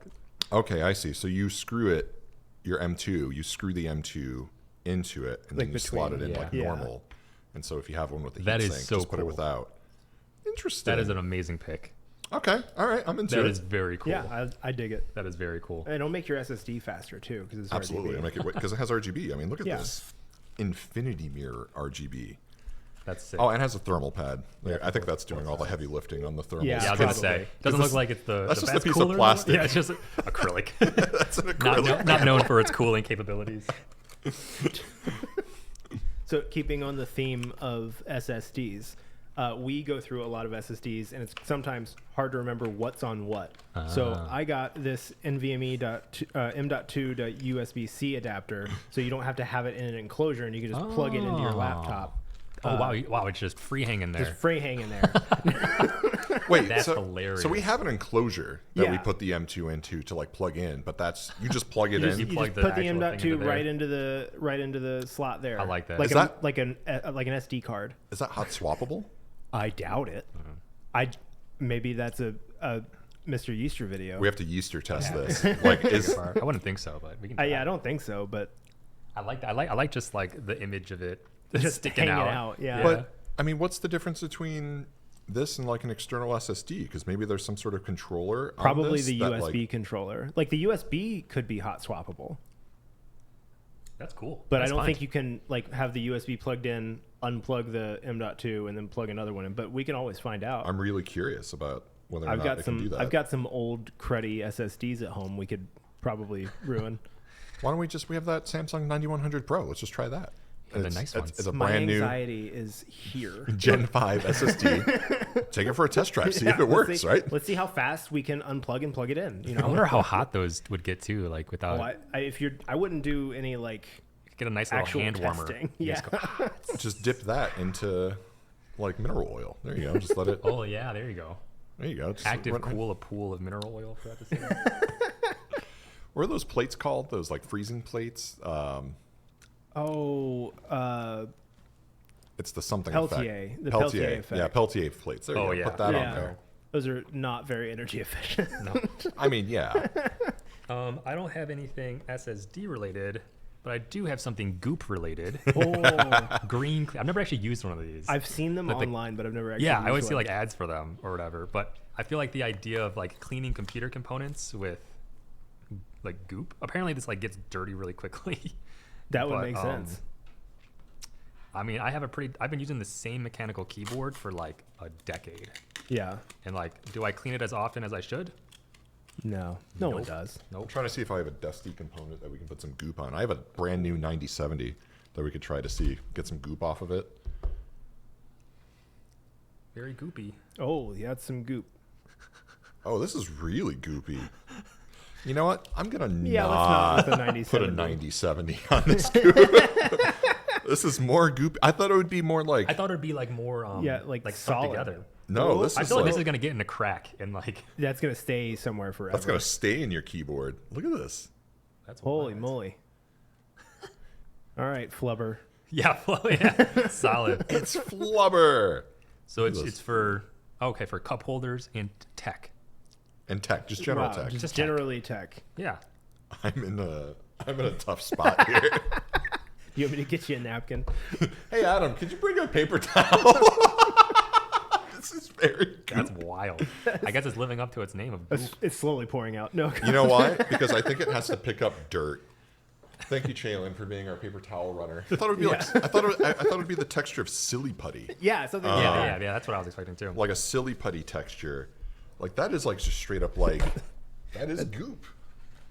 Green clean. Well, it says, what does it say? Car vibes? Yeah, car vibes. No dust can stay away from the green clean. So it'll get into every crevice. This would be a fun one to like try to replace thermal paste with. Yeah. It looks so cool. Ooh. That's never on top of it. That's for sure. Yeah. I mean, but it says it's tech safe, so it makes sense. Yeah. Clearly. Not gonna conduct You could probably use this to remove thermal paste. If anything. Maybe, honestly, yeah. And then it's just stuck in there forever. It'll just compound your issues. It's just underneath of the IHS. Okay, so excuse me. Okay, so for mine, I think you might tell there's a little bit of a theme going on with mine.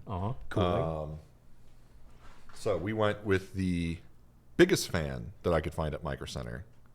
This is the smallest fan that I can find at microcenter. It's adorable. Look at this. Look how tiny that is. That's crazy. What are the RPMs on that? What 8,000 yes. RPM. Holy Like the smaller moly, it is, the faster that they is gonna spin. rip. It's got a Molex connector.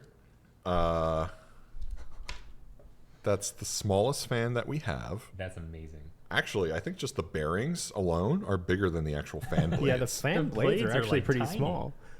They're like 2 centimeters tall. There it is right there. So that is our largest fan and our smallest fan at microcenter. That's very cool. So any project that you have at any scale, Oh yeah. there You it can is. cool it with stuff you find in Microcenter. That's right. Keep cool. That's amazing.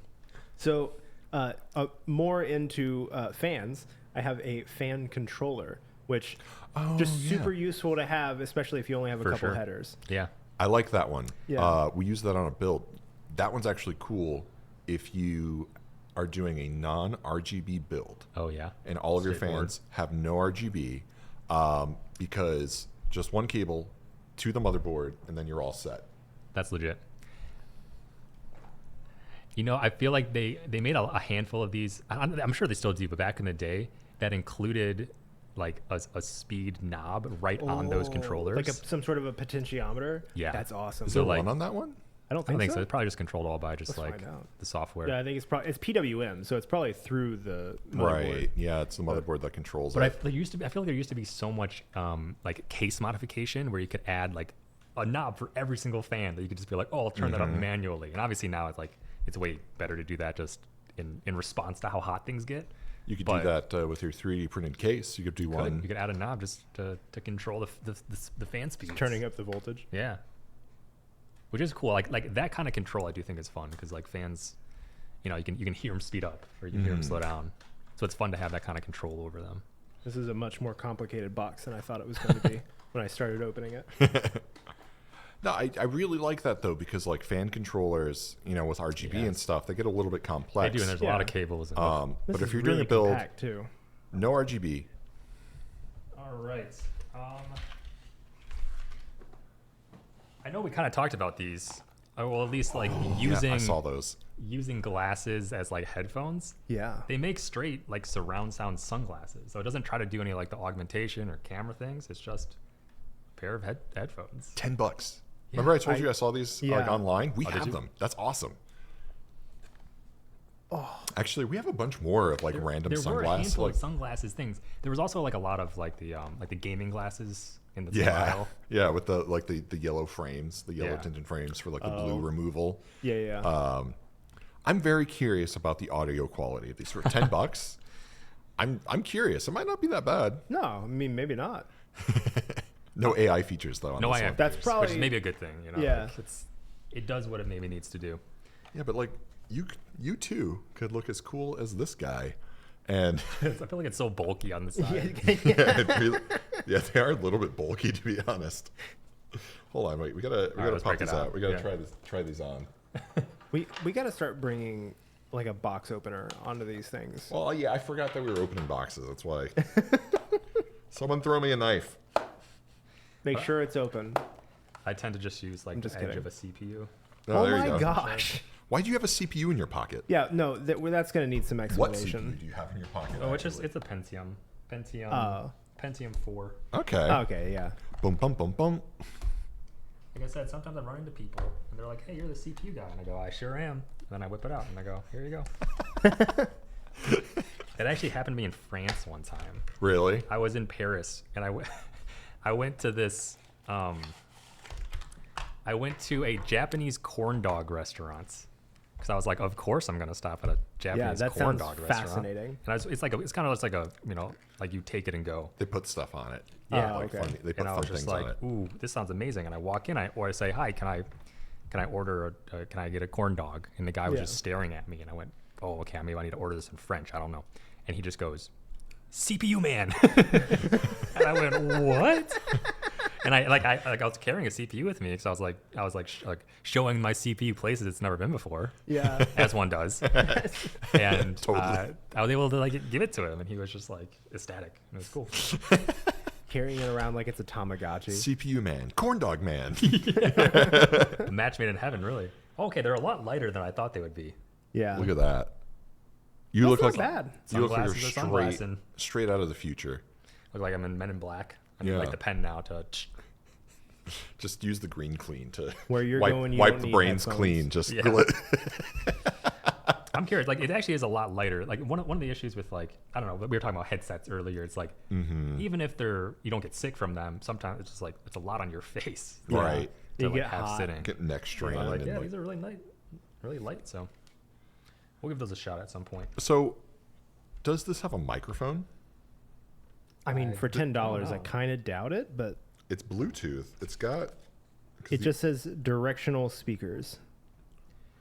I think it's just speakers. I would love to use these on a Teams call as like Your microphone. as my mic. That would headset. be sick, actually. Just to be But you're just inside wearing sunglasses. just to be looking extra at your obnoxious. computer screen. All right, so for mine, this one's a little bit fun. I think RGB is a lot of fun when it comes to your PC build, right? Obviously, RGB fan, RGB heatsink. No RGB on the tiny fan, but I think just the tiny fan is just... That's reasonable. It's its own Yeah. merits. Yeah. But RGB in your cables, well, I have got a FireWire cable with RGB built in. So when you plug it in to your FireWire device... I love that. If you have a FireWire device in Yeah. 2025, I'm gonna be honest, it's been several some years since high-tech I've stuff. seen a FireWire device. connects to PC Hub, to FireWire peripherals, red light, white light, green light. Also available in USB 2.0 cables, blue light. I love that. That feels like a relic. RGB. Got it. Yeah, 6-pin to 6-pin. Look at That's that. awesome. What is this, FireWire 400? Yeah, this is FireWire 400. So this is the old little Yeah. loop one. I feel like there was this trend for a while with, like, I guess it's starting to come back, but like transparent tech. Like that's what that reminds me of because it kind of gives off that same vibe of just like, it's a cable you can see through and there's lights.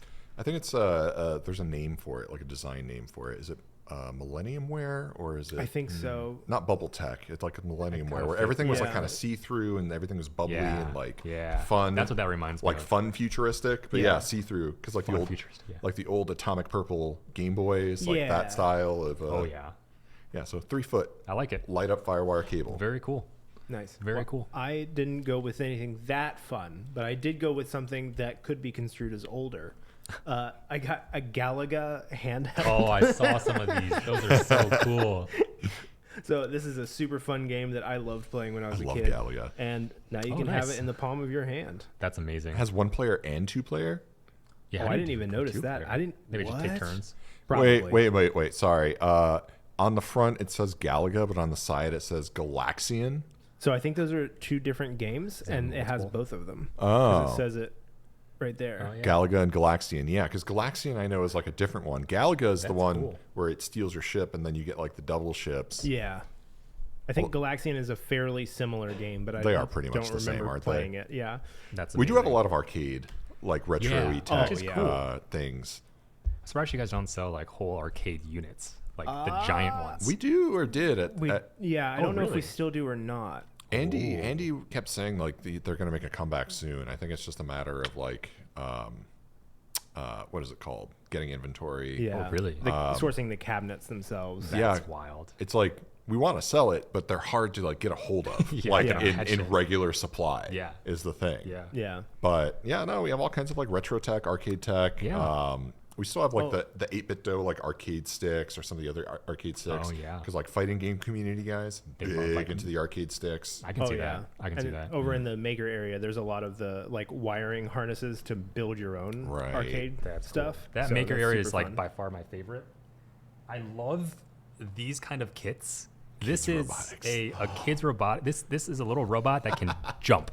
That's awesome. And like it teaches you how to like assemble a little robot. Right. You know, like there's so many of these little robot kits in that like maker section as well, like the DIY, the STEM section. Yeah. You can, I honestly, I could spend like a whole day there and just look at like grab these things. And like, I feel like if I had this as a kid, I would be so pumped. Oh yeah. Actually, between this and the astronaut ice cream and the sunglasses, it looks like you got the sweetest haul after after the gift shop at the museum. Yeah. Like, Adam got all the cool stuff at the gift shop. Yeah. He got his parents gave him a $20 bill. His parents gave him $20 and he got all those things. All I got was this little rubber snake. Yeah, exactly. I have actually built one of these kits before, but it was like a robot that could hold a pencil and then like go in circles, so it could draw like circles on a piece of paper. Oh, that's cool. That's cool. Like, there's so many of these little robot kits that are really cool.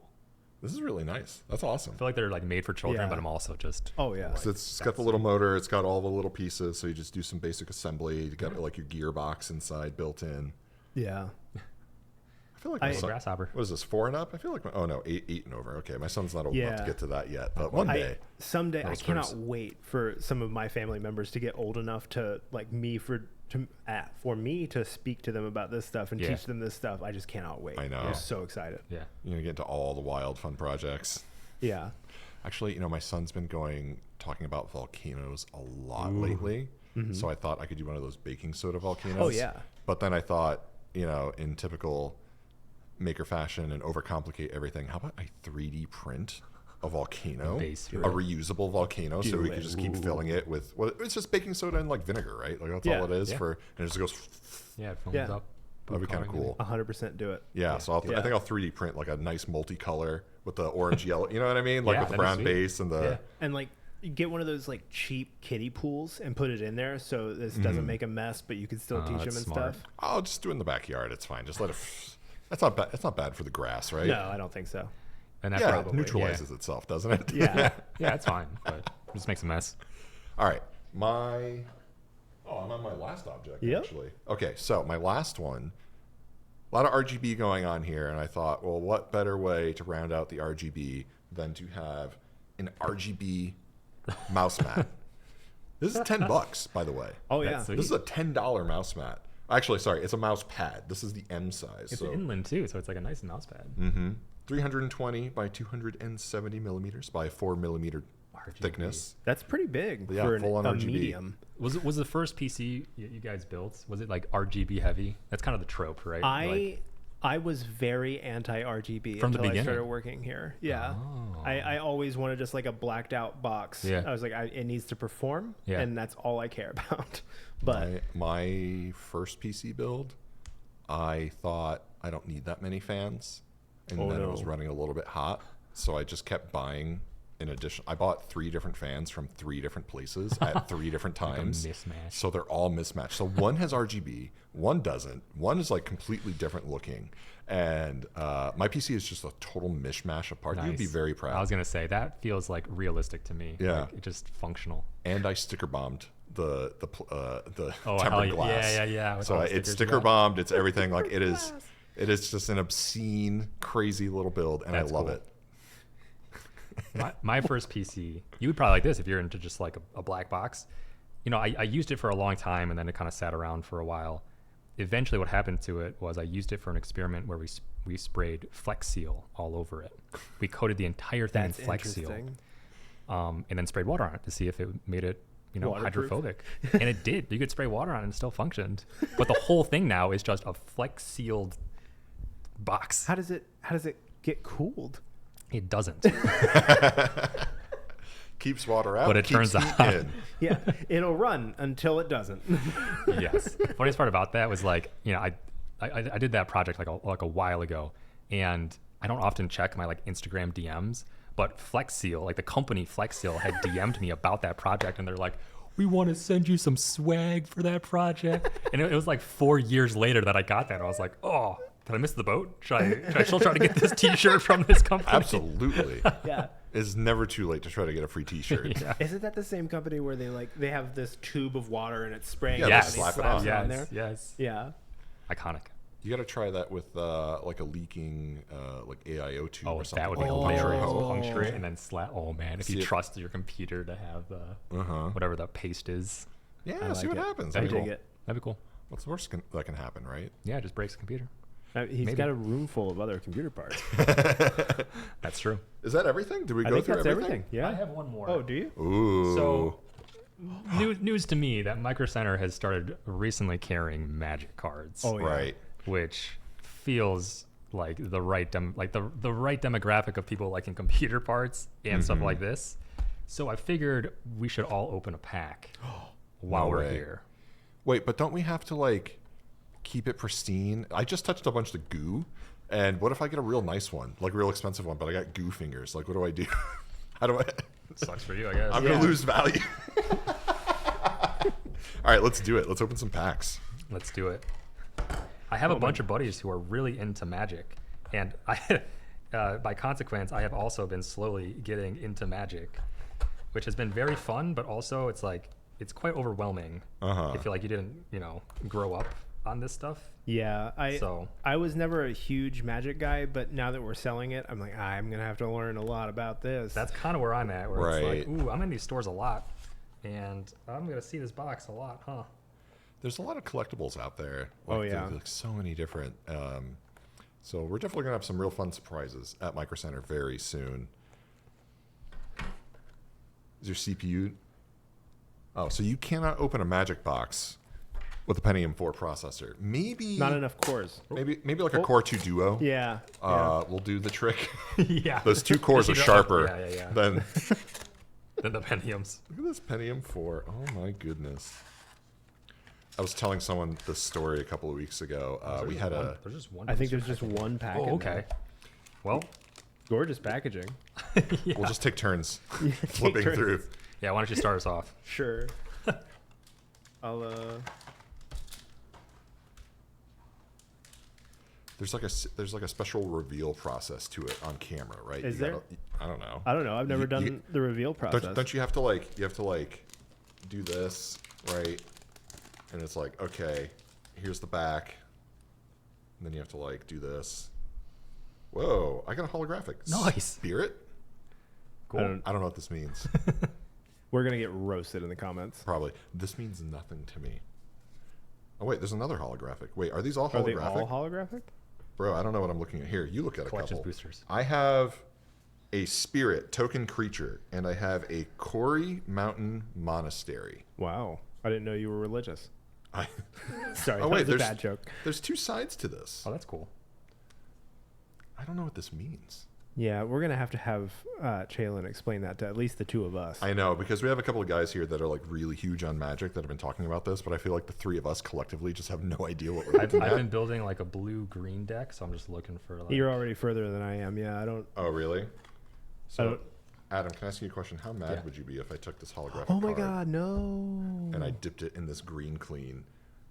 Do you think it'll come off? Probably. I don't know. I think that card might be worth money. Who knows? Oh, nice. It did. Oh, It came off. came Yeah, right it's off. perfectly fine. Green clean. If you want to keep your Magic cards clean, that's the way to do it. that's When your the- cards get too dusty, just That use is some not the goof. stance of Micro Center. That is Jordan's stance alone. What? I just wanted to see what would happen if we dipped it.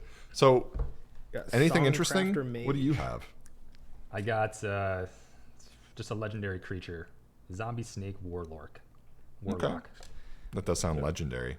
We got the Armament Dragon, like island, which looks like it has the shadow of a dragon on top of it, and it's holographic, which Okay, is that pretty looks cool kind of looking. cool. Yeah, this set has the return of some dragons, which is really cool. And I have a dog druid. I like the Nice. artwork on this. The artwork is really cool. Chaylin, are any of these worth money? I can't see them. I wouldn't think so. Feral Death Gorger. We'll consult our local magic expert. You want to look for the one that has the little... The little what? Right here, this determines the rarity. So right where? You just like... Oh, okay. That little thing. So you want to look for... This one has a Beyblade. Yellow and... so like ones like this, where it's like yellow. You Like the yellow Beyblade? Yellow and orange. Like this? ones. Yeah. Where's the one I dipped in green clean? Thankfully, the one you dipped does not work. It's a token. No, I didn't dip the spirit. I dipped Quarry Mountain Monastery. Oh, that one might actually be worth some. Yes. I have to double check. But Yeah. Songcrafter Mage. that's the stuff you want to look at. We'll give you guys a cheat sheet. Cheat sheet? I'm going to need several. There's 15 cards in this? Yeah. Feels like there's more than 15. That's like a huge stack. All right, so remember, magic cards you can get at your local microcenter now. Which is really cool. Yeah. As well as all of this eclectic assortment of random things. Actually, this was kind of fun. I really like that we did this. There's just so much. Like I said, I go to microcenter a lot just for computer components, but every time it's like there's an aisle that I have not fully explored, and there's stuff like this in all of the aisles, which is so fun. Yeah, this is great. What an eclectic pile. I'm still a big fan of my big fan, though. That is pretty cool. We are going to use this in a project. We have to. Yeah, that's honestly like perfectly sized. We could for cool some the of whole those. video village with it. Yeah, because we talked about putting a fan in it to like cool the whole thing. Yeah. I might just put this at my desk, like just wire it up so I have like a personal fan to like cool me off. That's funny. It gets a little warm in the summer, so I want to keep it cool. Yeah. Well, look, man, thank you so much for coming out. Yeah, thanks for having me. This was awesome. This has been a lot of fun. We're definitely going to do this again soon, and also going to have a wide variety of different guests as well. So stay tuned for that one. Do you have any closing thoughts that you would like to share? Let's see. Computer components are much more reliable than you think, and microcenter is a great place to buy them. So I agree. I agree with go both explore. points. You can find some cool stuff. Thanks for Words of having me. wisdom. This was a lot of fun, guys. Yeah, Thanks. this is great. Thank you so much for coming sparking out. some ideas in my brain as well. I'm really excited to see what you do with that 3D printed case. Yeah, so I'm definitely pumped let us for that. know. Yeah, because I think you're going to have some real fun shenanigans in mind with that one. I like it. All right, so remember to follow Mr. Yeester on social media. You're on all the platforms, right? Yeah, all the platforms. A lot of weird stuff coming. If you like tech tinkering, seeing computers pushed to their absolute limits, it's a lot of fun stuff coming. So come on and join the fun. Make sure you check them out. And I think we're going to do some projects in the near future that are going to be pretty exciting. We'll do some cool stuff. We'll keep you tuned on that one.